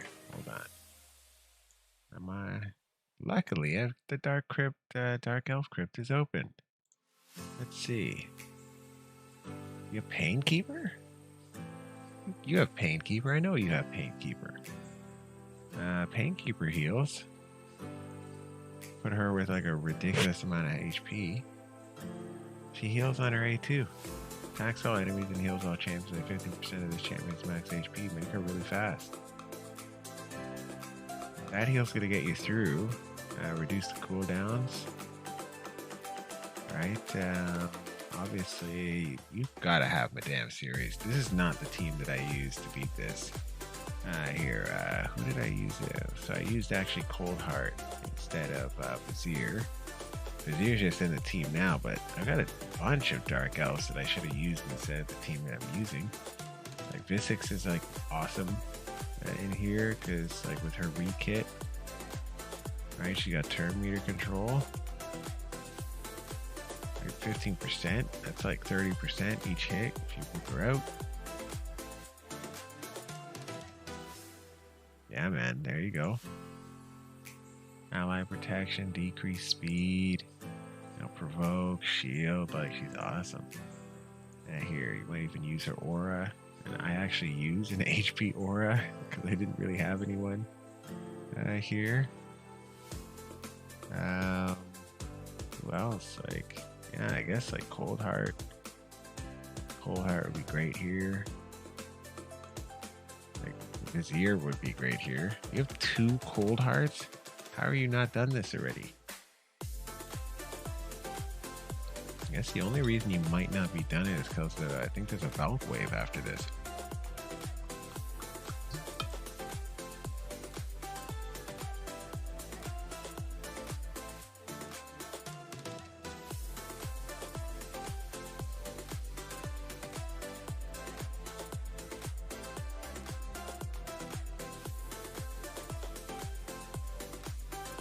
Yeah, I think Valk wave is probably going to be the worst.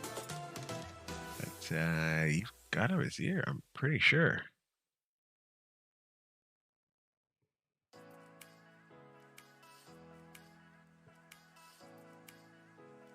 I haven't done Dark Elves in a long time. Actually, it probably wasn't that long, but it seems long to me because I've had so many other ones that were harder than this. Let's see here.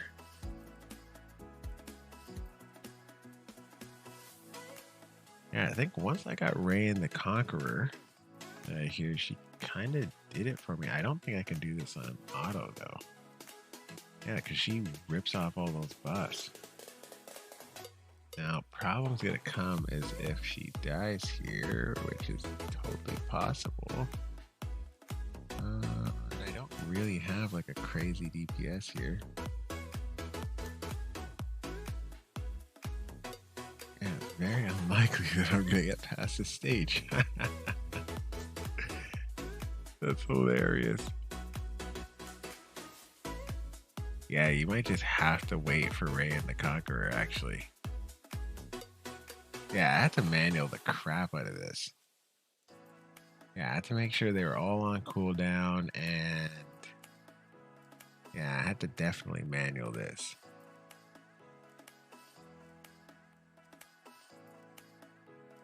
But yeah, I think it came down to just making sure Rain, regardless if I was manualing it or it's auto, Rain just has to stay alive. As long as she stays alive, we're in good shape. But as I say, of most 20 stages, I've never to go back in here because yeah, it just doesn't make sense.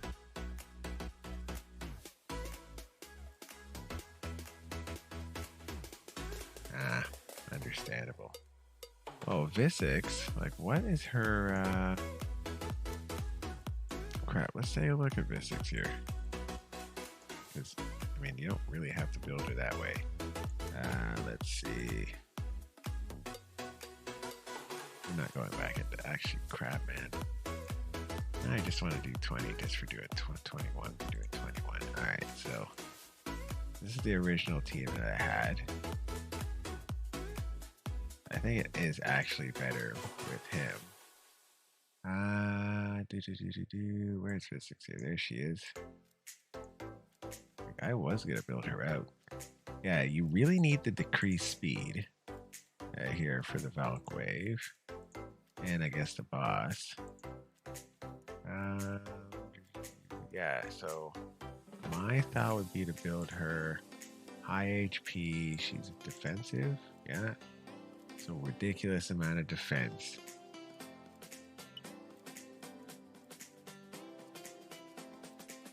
Yeah, I had Kaden before as my main. At 50, he just didn't make sense.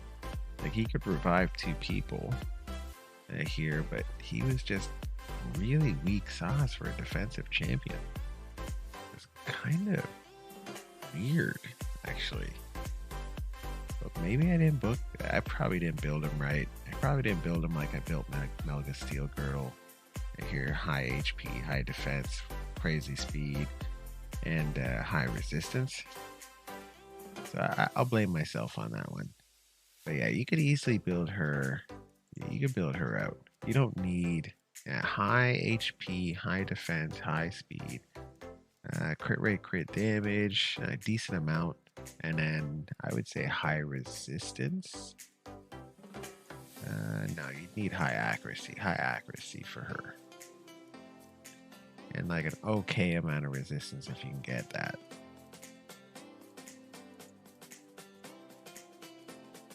Yeah, 3-turn cooldown, 3-turn cooldown, and then 100% chance of turn meter. Yeah, I don't see why you don't beat this. Yeah, you definitely should be able to beat this. Nah, don't worry about resistance. She doesn't need it. Just worry about the accuracy. The accuracy, if you do speed and accuracy, here, and if she's hitting hard as well with her high defense and hopefully high crit rate, here you should easily be able to beat this level.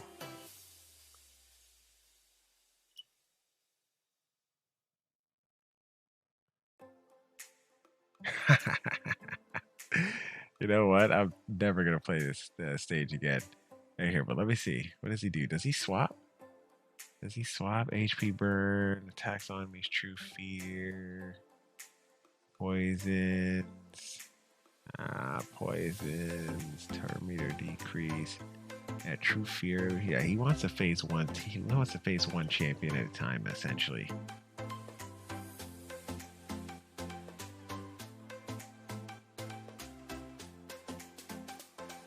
Yeah, so you want to take out the minions.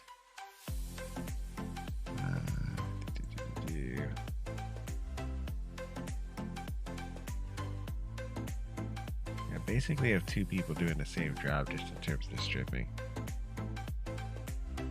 Do you have not super worried about the boss? I don't think the boss is as hard as you think he is. Here. I think you might just, I think the only thing for you would be you might not have enough defense on whatever champions you're bringing in there. Like, just assume you're going to get hit. But if you're fast enough, here, because like, what do we got? Let's take a look. Very interested now. So 218 speed. She should be like 220, 211. She's in the clan boss build, so 207. 224. She's built really nice, actually. Wish she had better defense. She could use better defense. This is similar to how your Visix should be built, except, you know, you want to have crit rate and crit damage in there. Let's see. So everyone's over 200 here. And you would have a decreased speed. Yeah, you'd do a decreased speed or something like that. Dude, I'm telling you don't need the resist. You just need the speed. If you're going faster, and then you can lock them out. Yeah, if you can lock them out, then you're in great shape. Yeah, because with Cold Heart, she had a bunch of poisons. So like when I beat it with Cold Heart, she had the heal reduction, which she put on the boss. Here, we had decrease accuracy, which is super important. So once you decrease the accuracy, you don't need as much hot resistance. And then poison when under a heal reduction. And then decrease the target turn meter. And if you have two of them, this should be like pretty easy. Well, they're going to put block damage on the boss, right? So the main thing is to, I don't think, hold on, like block buffs for me was really important, right? So like when I was manualing, I was putting the block buffs on the boss. Like she was just A1ing the boss. She was doing nothing else. Just A1 the boss to make sure he couldn't get buffs on him. And then everyone else is attacking the ads. And then, if the boss had a not like high enough block buffs on him, I'd block buff the other two, and then just until I wore them down. It was a long, like, how long did it take me to finish this?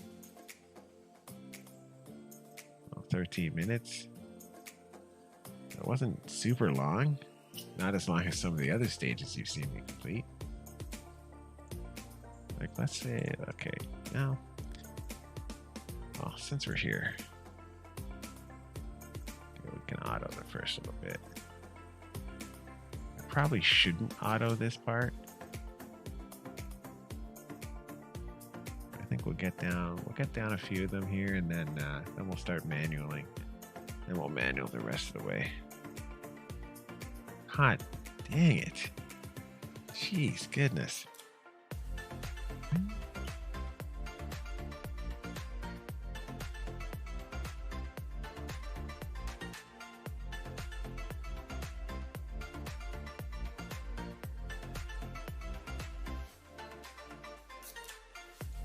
Yeah, I really cannot stand stage 21. So.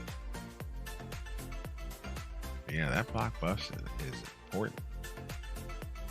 It'll be important in the next round too.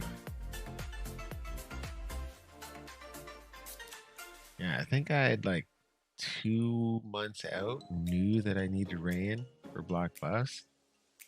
So I started making sure that I could finish on normal the secret rooms every single month.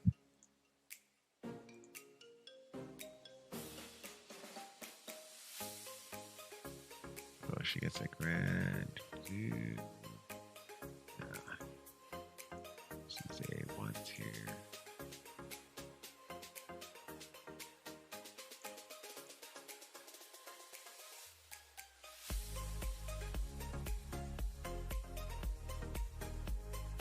Now, this is awesome. This is awesome. It's just about being off cooldowns, really, when I get to the next set of ads here. As long as I can get block buffs out on one of the Valks, and then I have the chance to spread those block buffs because I got Visix in the team now. With Cold Heart, it was just about poisons, getting the poisons up. Didn't really need the heal reduction, but poisons up. But he's got heal reduction too, so and debuff spread, so that's gonna really work to my benefit. Yeah, you're gonna need her for this for sure. I'm finding that these ones that don't have a lot of block buff champions here, or block active skills or any of that, like, you need those champions if you don't have like an overpowered DPS. Yeah, that's why Vlad for Undead Hordes. He's got to block passive skills, and then him with Blood Gorge, who has rolls back to cooldowns. That should be able to get past the Valk Wave. It's the exact same stage as this one here, and yeah, once we're past that, then on to the boss. Alright, so A1ing this here.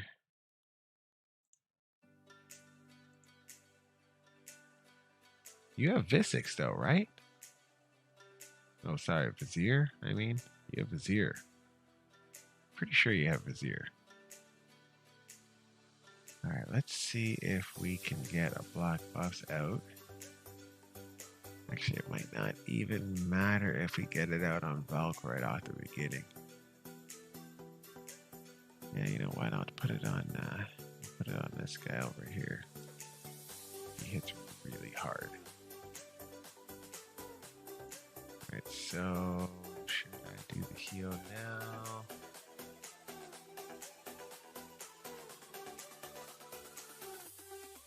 Yeah, you know what, let's do that now.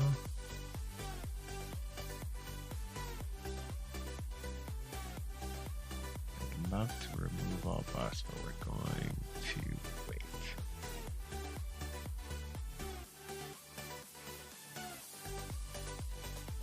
I wouldn't mind these Valks down. Yeah, man, use him. Build him out.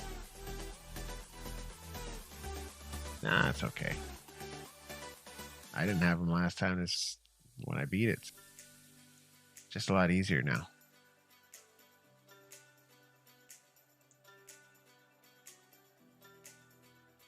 Nice. Look at that, baby.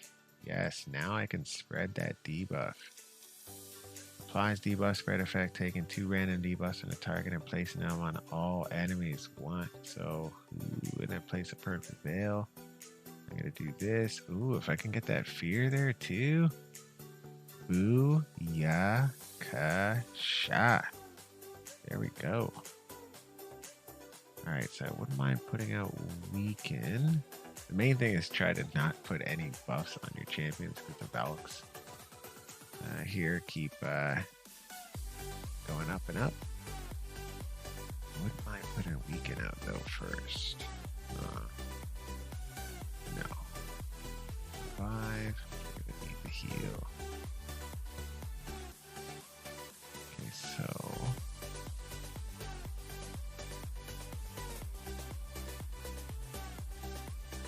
that's 4 turns. But decreased defense and weaken.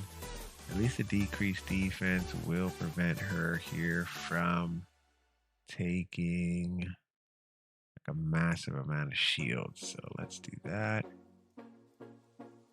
Let's increase crit rate and attack. Oh crap, I shouldn't have did that. Oh, I'm an idiot. I'm an idiot. Oh my goodness, I'm an idiot. Oh well. This is exactly why I'm never doing this stage again. I don't have to. Screw this boss. Ah, crap. I'm pretty sure I can get through it on auto, though. Screw it, let's just do it on auto. Dude, you know how hard these levels are. Especially when you don't have proper champions that just OP, like, it writes right through. And Dark Elves definitely... actually, it's funny enough. I have the OP champions, or potentially OP champions. I just haven't built them out. Kind of funny, actually. I got the right strategy there, though.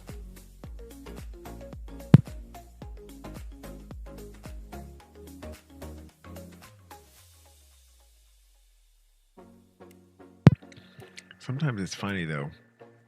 Sometimes just the RNG from the computer doing it is a little better than you manualing it sometimes. Just kind of funny, actually.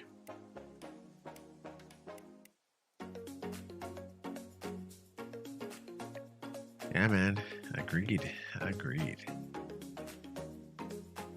Yeah, the only time I'm really going to build out a champion of a faction that I've already built, already finished, would be like dwarves, for instance. I hear like when Brockney came out, like that was done and done. I hear, obviously we built out Demisra. I hear we want to build out Cornelia. Like she'll be an awesome champ to build out.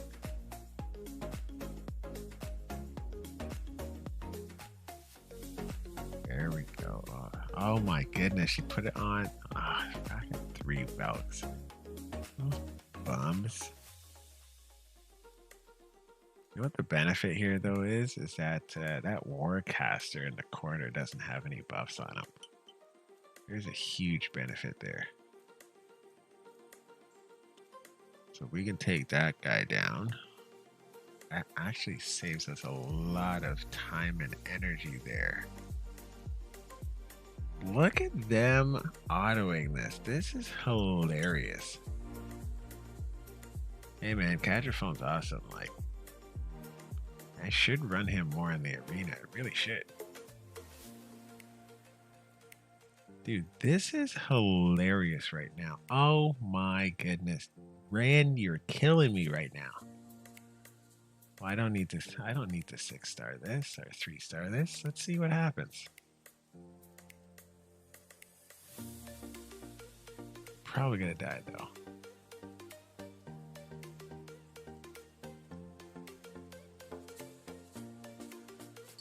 You know what I should do is I should build Painkeeper the way I used to have her, which was just ridiculous amount of HP here and like crazy speed. I don't even know why I tried to do an unkillable.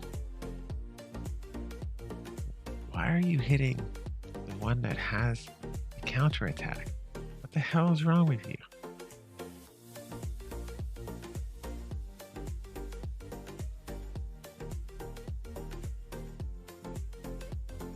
It's ridiculous right now.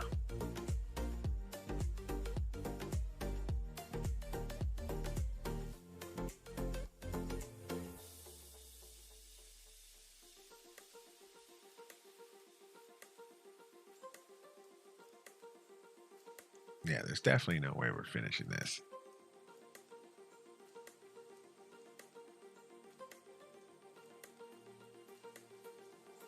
No, there's definitely no way we're finishing this.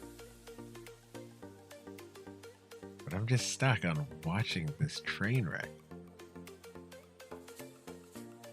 I mean, these are two really well built champions that I have here. I mean, if anyone could do it, they could.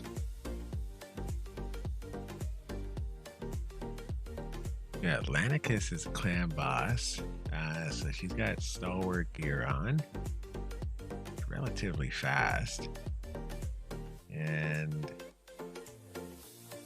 Madame Cerise just strips buff. So yeah, that's a spirit host, and who is that? Warcaster, I guess.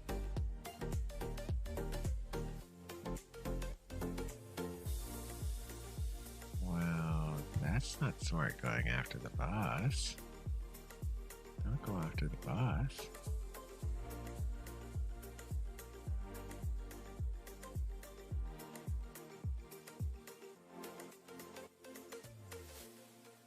No, it's Warcaster for sure. Warcaster and Spirit Host.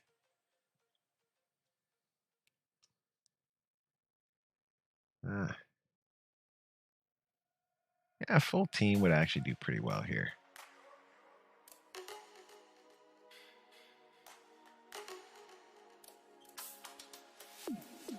Actually, I would composite that. Coldheart is probably actually better than Vizier in this particular level. Yeah, I could do with a better healer. You are right. Yeah, if we had a more consistent healer here, this would be an easy level. Not super worried about the debuffs. Like, look, if when we get here, like if we're taking like hits and whatnot, the main thing is going to be to lock them out for the most part and put on the decrease attack here. If we can get that out, then we're in great shape. And if he can't, it doesn't take our buffs, then we're in really good shape. But yeah, no, I remember this stage being like a lot of having to wait for some of those buffs to get off of me. But not too many times. I'm pretty sure I recorded it somewhere. I wouldn't be surprised. I recorded most of my 21 runs. Maybe I'm just remembering it wrong. Who knows? Luckily, I don't have to worry about that anymore.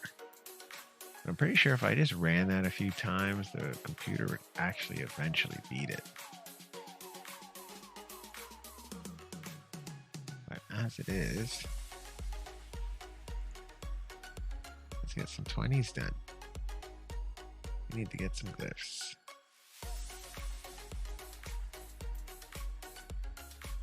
But yeah, if I had my way, I probably would bring probably would bring Visix in here. Actually, probably not. I just want a healer. Actually, I'd probably just if I had my way, I'd just re-kit Painkeeper to be like 220, 230 speed. with like 60,000 hit points.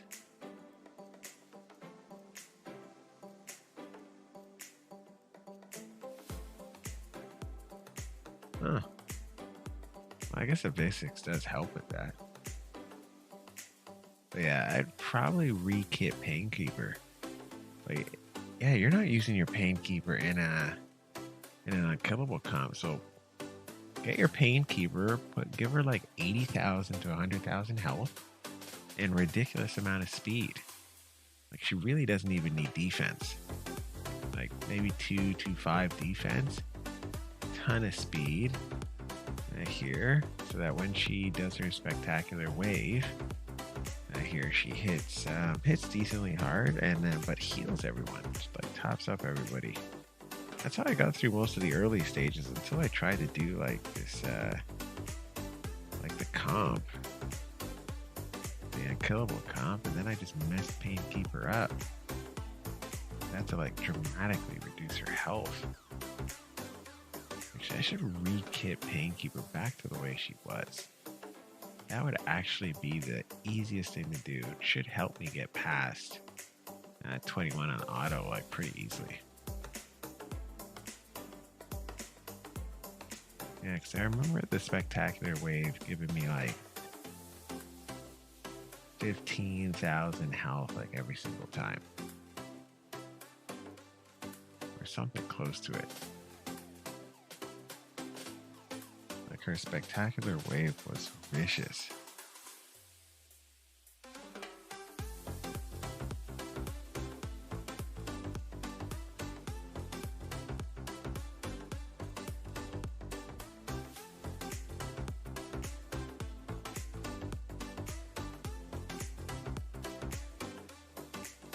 I better not waste time hitting that guy all the time.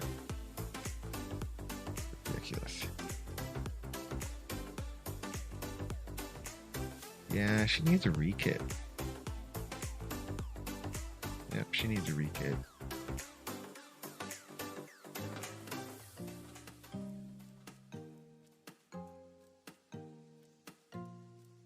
Yeah, high health, high health.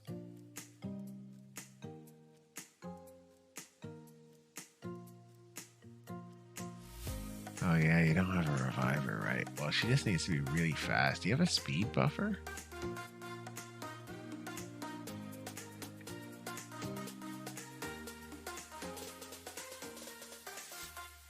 Is there a spear? Is there a speed buffer in this team? I don't.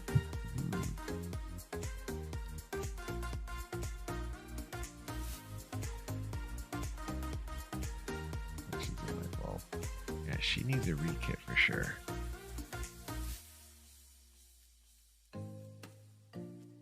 Now I really want to know. This is what gets me sometimes. I ask a question here, and then I just want to know the answer. Alright, so that was Dark Elves. Alright, so I actually have a good stable of legendaries. I could use Queen Eva in there. She got a non-revive. Not that that matters. Decrease turn meter. Not great. Good speed though.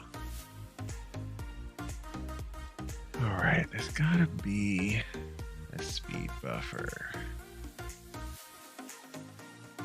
Decrease accuracy on Sylar if you have her. Decrease speed, turn meter control. Speed and faction crypts, so she would be good. You know, Luva has a 100% turn meter. That's an AoE, that's nice. Attacks on enemies 3 times. She heals herself. Decrease attack will ignore shield and block damage. So she is specifically made to kill the boss. Do you have Luva?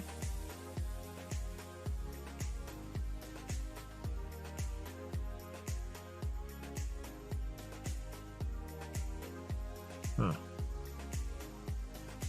I know Spirit Host.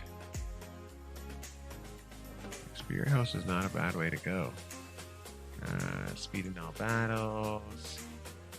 Removes all debuffs. There's a block debuffs in all allies. That's kind of neat. Increase attack. No, she's not great. It's okay. Oh, Mystic Hand is a healer. I guess he's not a healer so much as he's like a HP equalizer.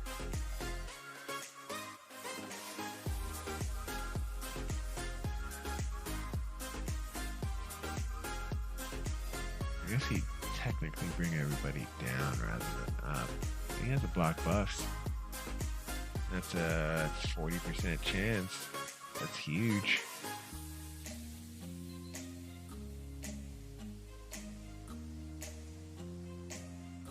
Let's see. Oh, do you got Paragon? Cheese the crap out of it.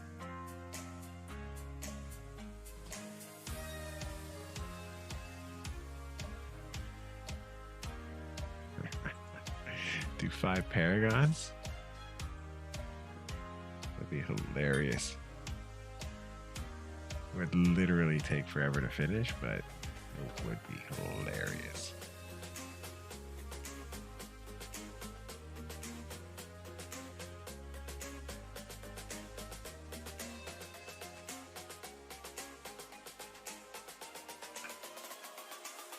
Hex Weaver. Decrease accuracy is nice. Heals all allies. Nice. 3-turn cooldowns. Fine. Oh, increase speed. Right. Speed and faction grips. Okay. Yeah, you can deal her. Let's see why not. Wait, you gotta have Kale. You gotta have Kale, right?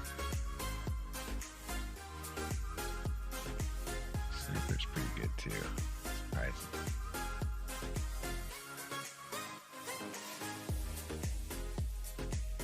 Decrease speed. What is that? 25% chance. Attacks all enemies 2 turns every 4 turns. Nope, every 3 turns. Huh.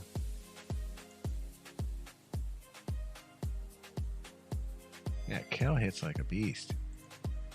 I don't see why he couldn't be pretty good here.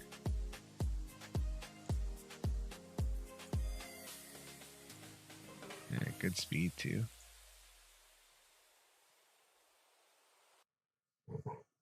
Yeah, I would definitely fire her up to around at least 50,000 if you can. If you can get her to like 70 or 100, you know, that spectacular wave will be more than enough, even on a 4-turn cooldown. You just gotta build everybody else with defense. Yeah, because she is an HP, no, defense and attack. Okay, HP and attack. She's a weird champion. Yeah, so high HP, high defense. She'll take a little bit of whatever you add for attack as well. Don't really see anyone else. Block damage. Survive on death, increase defense. Okay, interesting.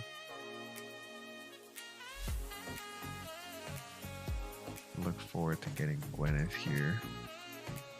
She doesn't trigger counter attack, so she's really easily gonna do this level.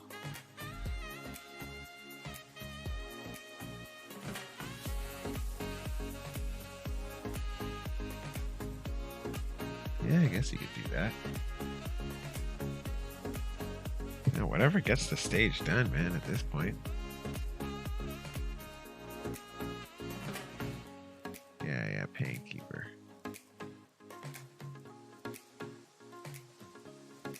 Yeah, she is made for the Nether Spider and for this boss, like specifically. She's actually made for the Nether Spider, though. Dark Kale will be awesome. Bunch of poisons, blowing them up, blowing up HP burns. Decreases crit rate.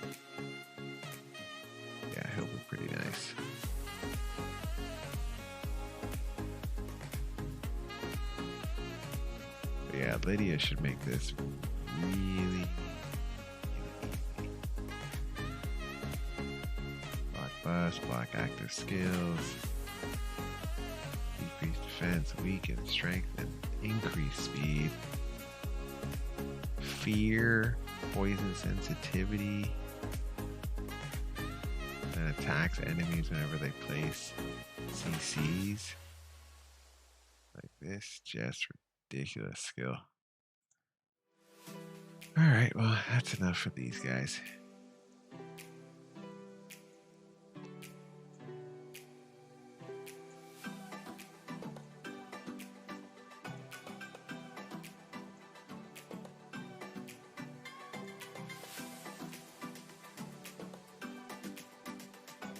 Let's see if there's any easy ones. Yes, that's what I need.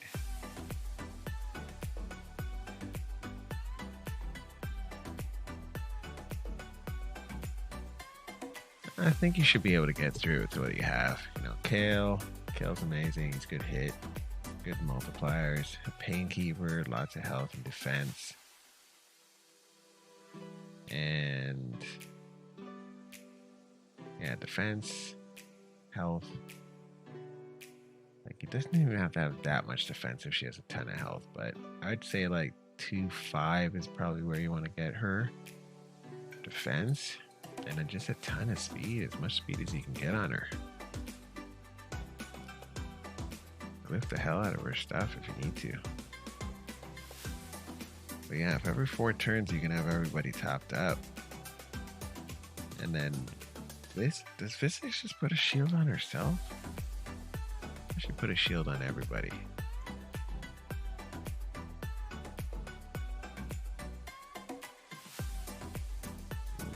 Should I go after this team? This team looks pretty dangerous, and I want to try it anyway. Well, she has shield. I think it's shield on herself, and then yeah, she does ally protection after that.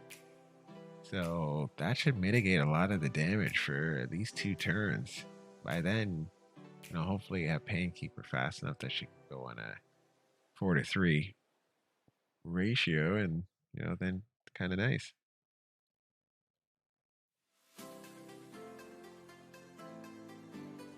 Well, with the ally protection, you don't necessarily want her provoking too much. But I mean, it's fine if she provokes anyway. Nothing wrong with provoke. I think Vixis will do good work. Like, she'll kind of keep him CC'd up. And then protect. Give a little bit of sustain to the team. Yeah, you gotta build her right. Yeah, if you build her right, I think it'll be fine. I think basically for this whole thing, you need high HP, because if you're going to be true feared at the end, or feared or true feared, just HP, HP, HP.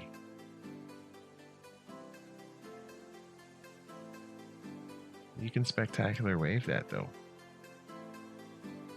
Right, so spectacular wave is going to keep you topped up. Right, the ally protection is going to help you quite a bit there as well. Just the hits, like, I'm not so worried about the poisons and burns as long as the hits. Like, you got 2 cold hearts, so you should be able to decrease accuracy. Am I remembering that wrong? Pretty sure I'm not remembering that wrong.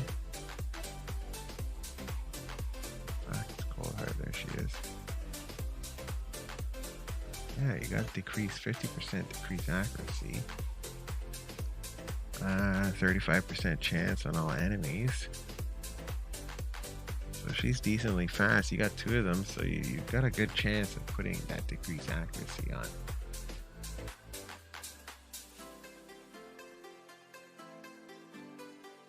Yeah, if you can hit that decreased accuracy, you're in great shape. Yeah, hit the decreased accuracy and then have the Zir there to lock that accuracy and lock it up for a long time. And then once you hit the poisons on her, you're good to go, because poison's on the boss. So if you hit 2 sets of what? How many poisons has she put out? 4? This is so just one. She puts out one. So stack those up.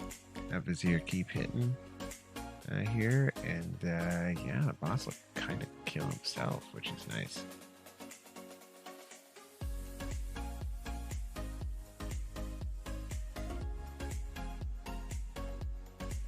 And then yeah, you'll have your enemy max HP hit with 100% turn meter reduction. Yeah, you can't go wrong. Like you definitely have the team. You just need the gear at this point, from what I'm hearing. Yeah, you shouldn't have to do as much manoing as I did, I think, with that particular team. Okay. Almost close to getting another book. Oh, I was wondering actually, since we're looking at stuff, how many books? Oh, so I have got 12 books. Okay. Alright, so I already got 12 books, so I'll have 13 a couple days. It is pretty crappy. And there's not much you can do about it at this point. Just roll with the punches. Get your characters really high HP and high speed. High HP, high speed, high defense. And, if you can put crit rate, crit damage, great. If you can't, okay. And the champions who need, you need your cold hearts with a ton of accuracy, so you can land your decrease accuracy and your poisons. And so long as you can do that, then you're in great shape. You have 2 of them, so you should be able to burn the boss pretty quickly. But yeah, that decrease accuracy is going to be huge. Okay, so 12. That's good. That's really good. Should easily be able to get another 3. I'm hoping. Well, I guess another 2, really. Yeah, only 15. Okay, cool.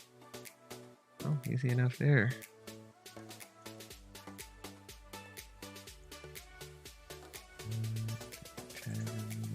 All right.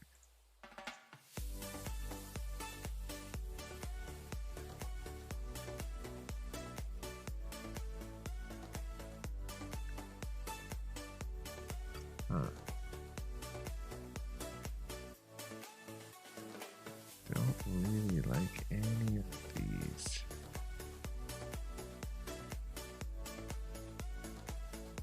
Yeah, let's play it anyway.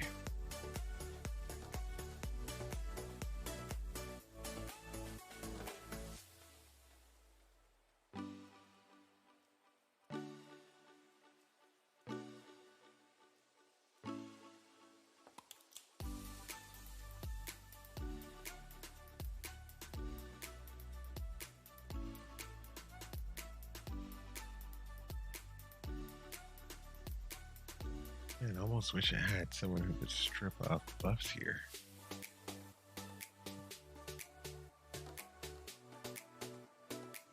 Like a Ray and the Conqueror would be kind of nice here.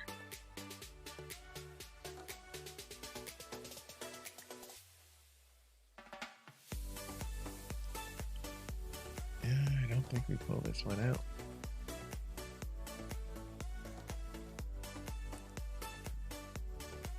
Unless Ninja could get to take a turn. Just doesn't look like he wants to take a turn here.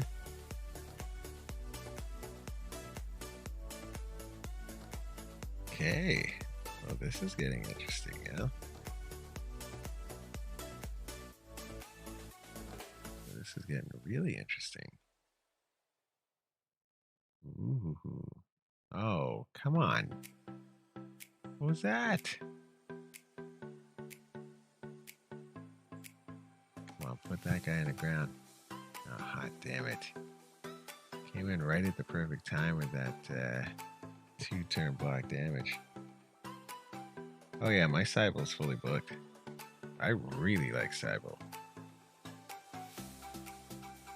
Oh, she single-handedly took my Knights Revenant from like 12 to 21. And then yeah, you saw Night Revenant the other day, I think. Or you can go back and watch it in a few days ago. But yeah, she's pretty awesome. I mean, I could build better teams here. I really could. Like, I think on that previous team we should have Rayan the Conqueror. She could at least strip some buffs. Yeah, probably Rayan the Conqueror instead of one of these two. I think.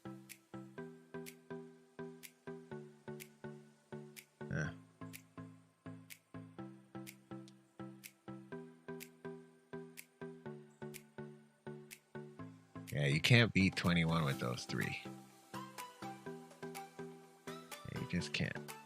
Like, you definitely need. Yeah, no, Ninja doesn't do much right now. I was hoping, though. I was hoping. You basically need. What the hell did I finish it with? So I did Mother Cybele, verse off. Doom Priest, of course. Oh, Faceless. Yeah, Faceless was the linchpin here in Raptor Drath at 50. So 50, 60, 60, 60, 60. And here, fully ascended, fully booked, fully booked, fully booked, fully mastered, no books. Actually, 75% booked, but no masteries. Some masteries and 90% booked, but 55 star. Yeah, if you have Faceless, that's the way to go. Because he slaps. Yeah, he definitely slaps. But yeah, you can see that video. It was a few days ago, I think. Hopefully. Hope I did that video live. Might not have, actually. You have all the bad. Hey man, you could do the same thing with Skull Crown and Sinesha. Like, those two together are pretty good. So if you have Skull Crown or you have Sinesha, you just build a really, really beastly. You could do it even with this guy, because this guy is defensive based and he does a lot of crazy stuff. And ooh, yeah, just so you know, I think he's gonna be really good for the Hydra boss. He's another guy like who is immune to fear and true fear. Yeah, it's like I think him, Inquisitor Shamal is gonna be really good. Where's Inquisitor here? Oh, I wish I had Godseeker. Come on, Godseeker, you need to just come into my team, okay? Passive.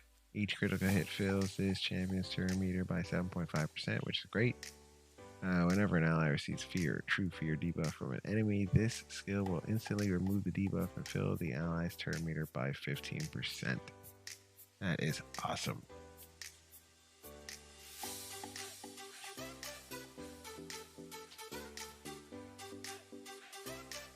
Yeah, these two will be pretty good.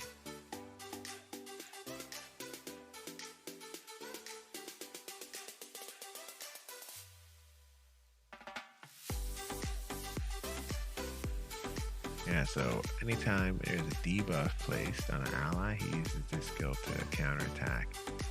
Obviously only do 50%, but if you got him booked right, he's gonna smack.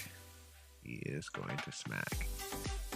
Yeah, I think he's gonna be numero uno on the list of people's things to get.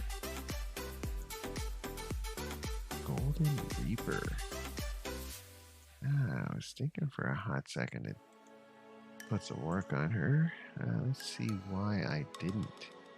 30% chance of decreasing the cooldown. Well, I can already see why I didn't because she's attack based.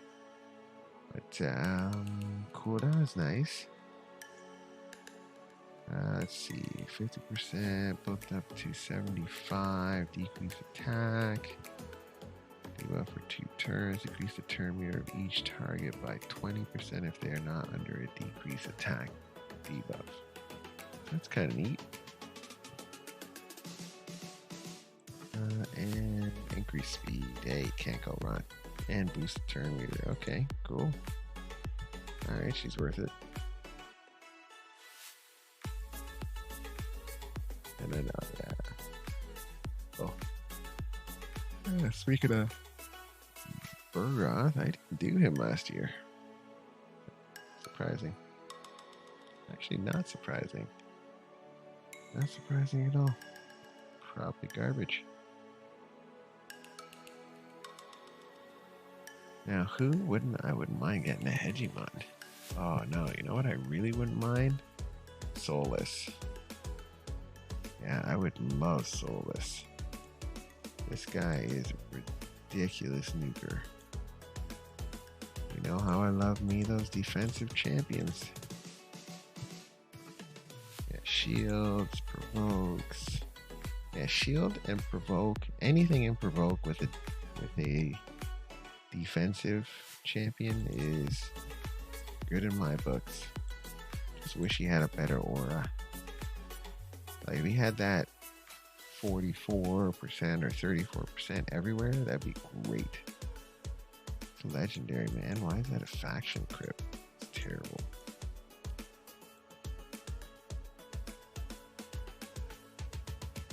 Yeah, Tomb Lord, the way he's set up. Calvalax, the way he's set up now, would probably be good. Yeah. But really, I'd want Soulless. Soulless would be good in every part of the game for me. And he's Void. So that I don't have to worry about affinity.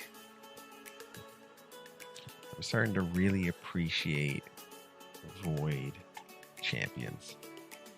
The higher I get in the Doom Tower, the more content I want to spread people around with, the more I'm appreciating Void champions. Yeah, without a doubt. Yeah, it's so important. I just don't have to think about affinities when I have Void champions.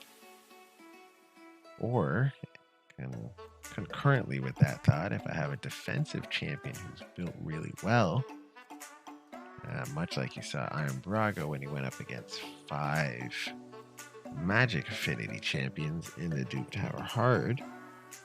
Oh, someone who's built really well and he's defensive based, he's still gonna smack, which is nice.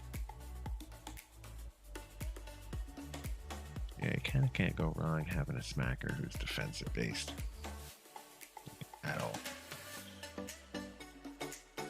And I wish they'd bring out like another Iron Brago. Well, I guess they did with Sigmund.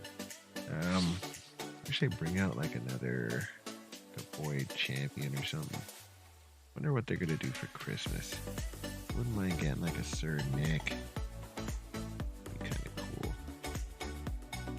Or who do I really need for Orgrim tribes? You know what? I gotta turn my mind to Orgrim tribes a little bit. So I already know where I'm going with the other two here. So my goodness, this is going terrible for me. I kind of know. I know what I'm gonna do with Lizardmen. Got the team set. I know what I'm going to do with Undead Hordes, and what am I going to do with Origin Tribes? Who am I going to build out?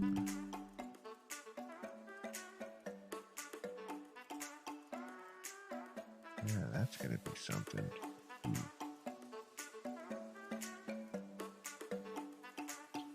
thinking Brush to Mangler, but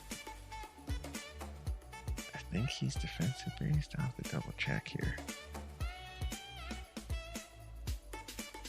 That's really the only one. It needs some work. The other two are just getting the right champions and running the levels at that.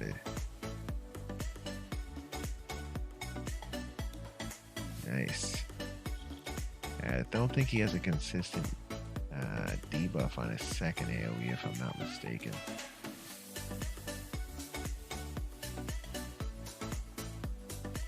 Hot damn, this run didn't go well.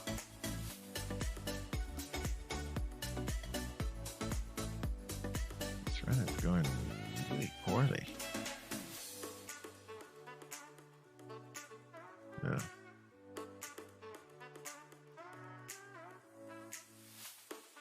Dirt tops. Oh.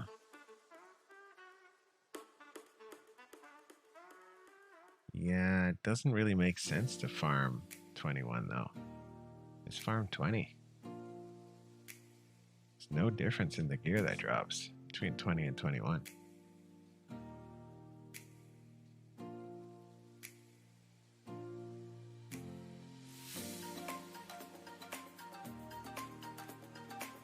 Let's go auto.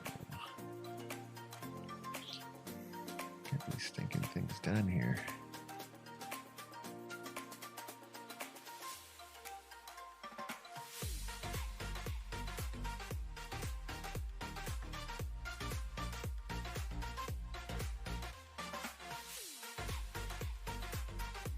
Nah, that can't be right.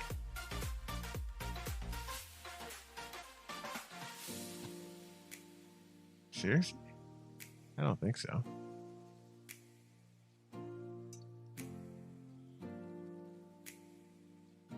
I could swear they pulled the like the back end stuff on that. No, now I gotta check that.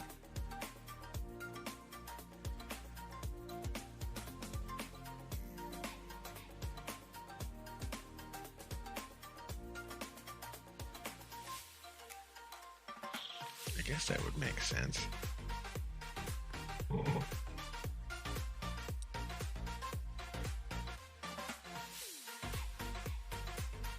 There we go. That's much more stable now.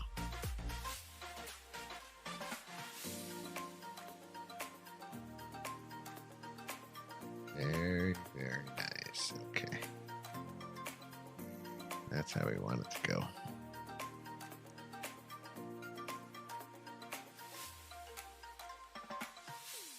Huh.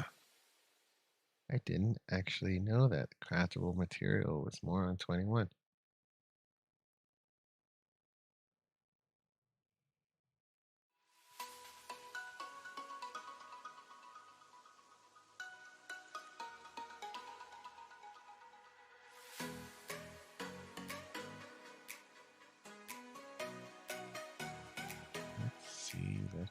Let's see.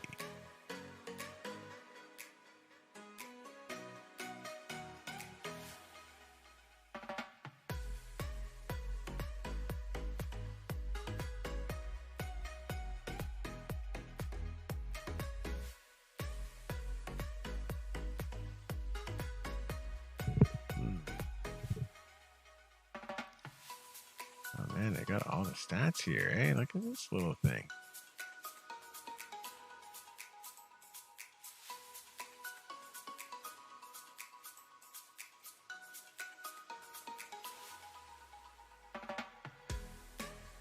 Huh. Well, let's bookmark the hell out of this. Use that with the clan boss stuff. That's kind of neat.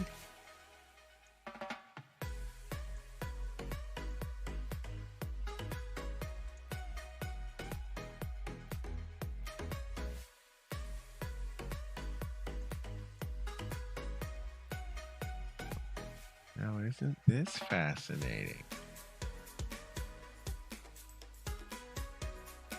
Wow. Some stats on everything, eh? I like the clan boss thing, though.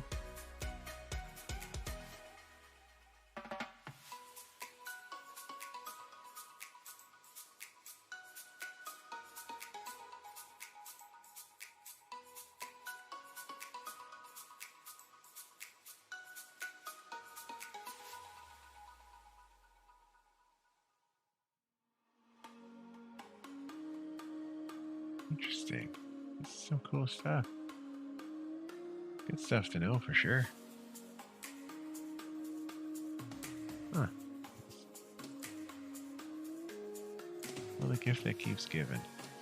But hey, man, stage 20, 13. Okay. Not better than farming the upper tier. Let's level here.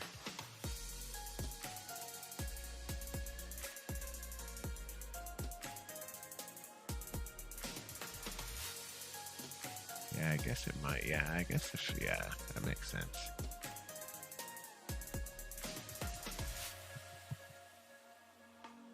All right. Let's finish this one last time here.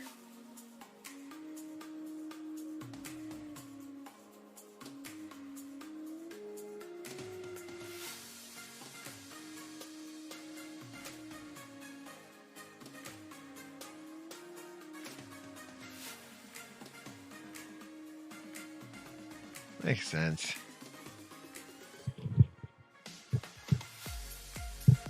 Yeah, personally, I think auto for me on pretty much all 21 stages would take a while. Except for like, I think the only one that wouldn't take a lot of time would be dwarves. Yeah, I think dwarves would be the only one that wouldn't take that much time. I think every other one would take a decent amount of time. Actually, probably Banner Lords would be the only other one because of Sigma now.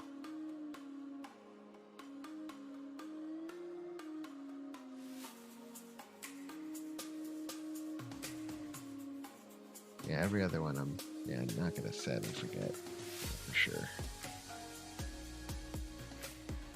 Stay with 20.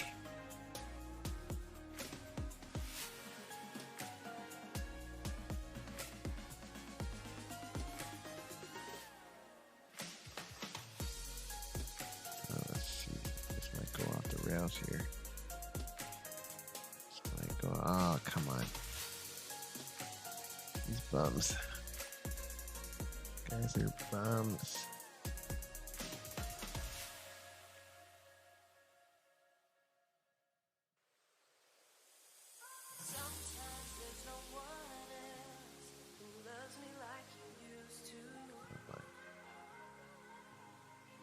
Sometimes we're not ourselves.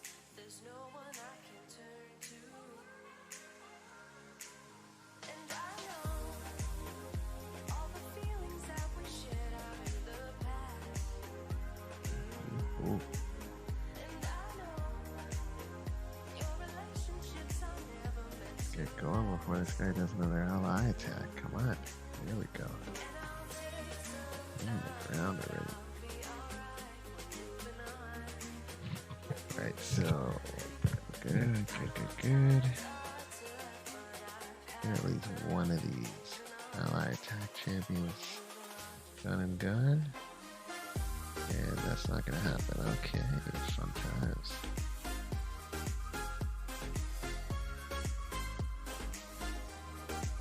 Goodness. Alright. That happened twice.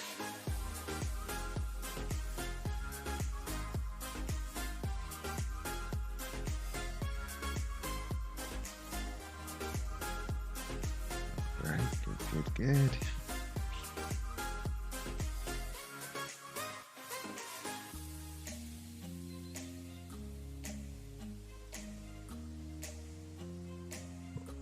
Yeah, like 21, like you can even see with my team, like it's not fun. Like you're gonna get it done for sure. Just get that high HP, high defense builds with accuracy and speed. You might not even need the speed, actually. To tell you the truth, you probably don't need a ridiculous amount of speed because you're going to get, you're definitely going to get fears or true fears or whatever he puts out on you. And here it's just about taking the hits, really. And here, and then whenever you hit, like hitting decently hard or trying to heal up, for the most part. Yeah, if you can put lifesteal gear or whatnot on them, I think you'll be fine.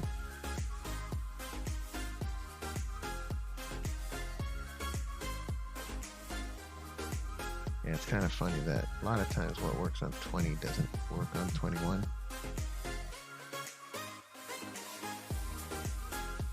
these crypts. Yeah, we've got 3 more to go. Lizardmen, undead hordes, and orphan tribes. Oh, orphan tribes opening tomorrow. Well, yeah, we're not gonna have anyone finish in time for that. Too bad there. There we go. Don't have much. We have no legendary champions for orphan tribes. What the hell? Man, Ignatius would like just absolutely demolish the rest of this. Or Bigum.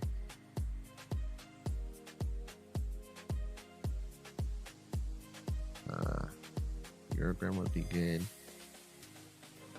Hugo would be good.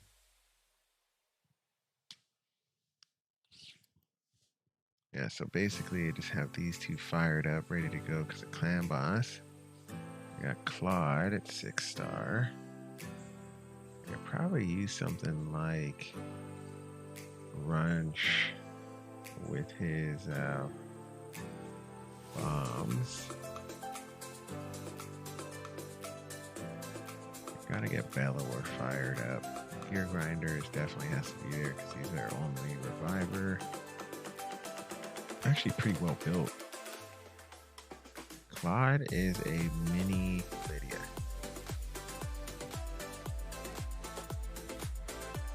Alright, so he's got shield, increased speed, and increased accuracy. A mini Lydia, I've ever seen one. You know, good speed, like really good speed. And he's the HP base, so yeah, kind of nice. I like this too. Yeah, he's not badly built at all. But yeah, just don't have burn. I think what team am I going up against right now? I think it's floor 18 or 19, and I believe it's the Cephalia wave that I can't get past. If I'm not mistaken right now. Or it might be a Valkyrie wave.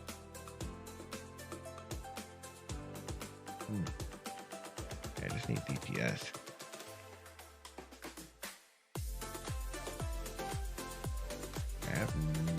Probably gonna have to go Brush.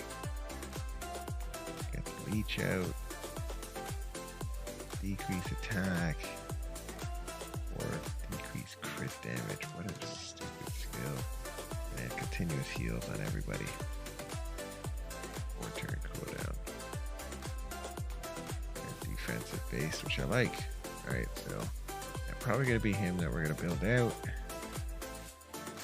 And see if we can get Euro, which would be nice. Hugo, or one of these big boys.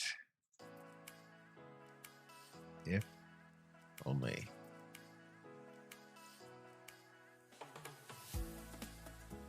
All right. Well.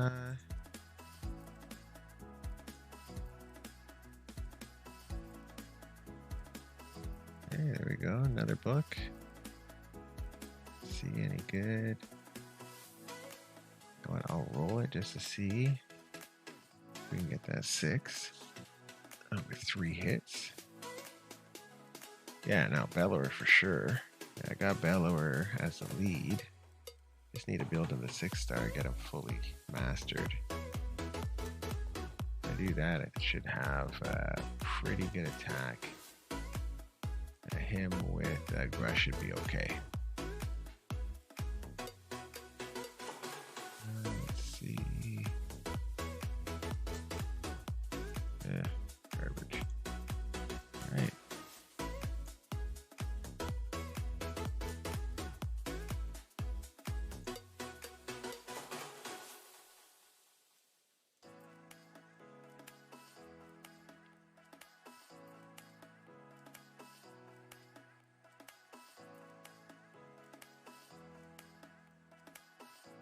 Yeah, once I'm done Faction Wars, I want to get Lydia into a team here.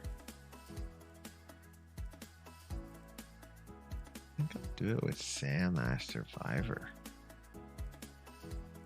Sam Last Survivor Lydia, Under Priest Brogni, Iron Brago, and Draco.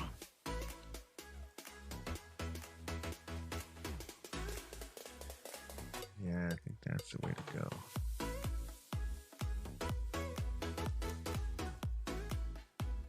Or we can take out Draco for Under Priest. No, for Bad L. I don't know.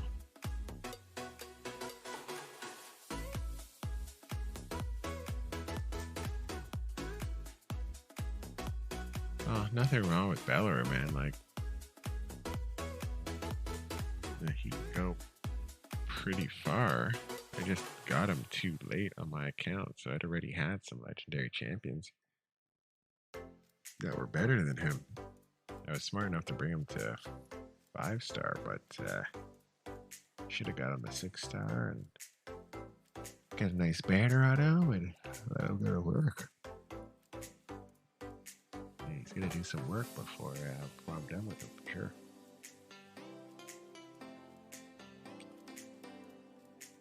Ooh, I'm running a little bit behind here. Okay. Guess we're in 2-0.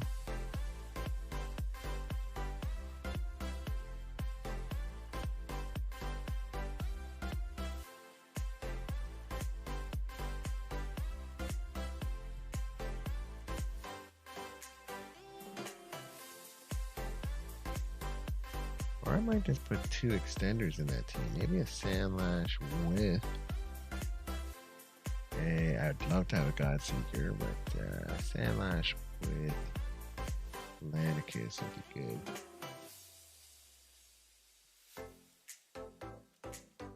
Yeah, extend the crap out of the shields would be nice. You have to have them going pretty fast, though. At least a 4-3. Yeah, 4-3. With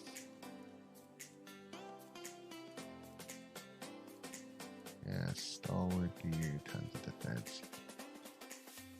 Oh, I might have to find a way to deal with the stun. And that's set up too.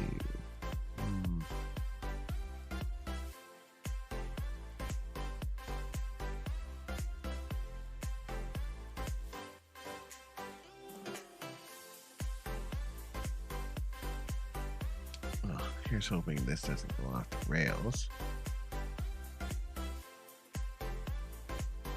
Love to get this to 30, 34. This might go off the rails here.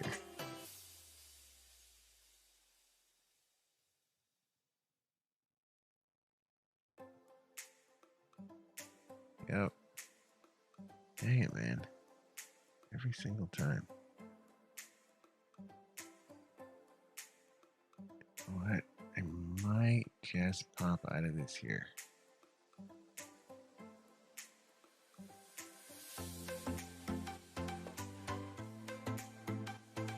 I'm very close to popping out of this. We're gonna see how he hits here.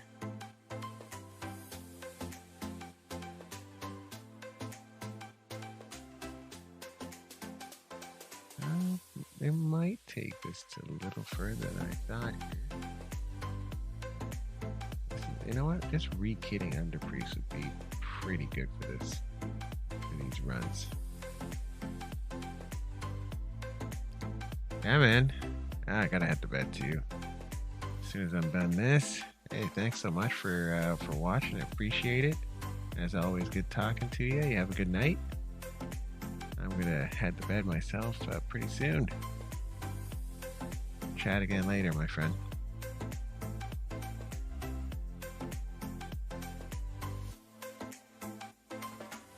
Right, that is it for this stream.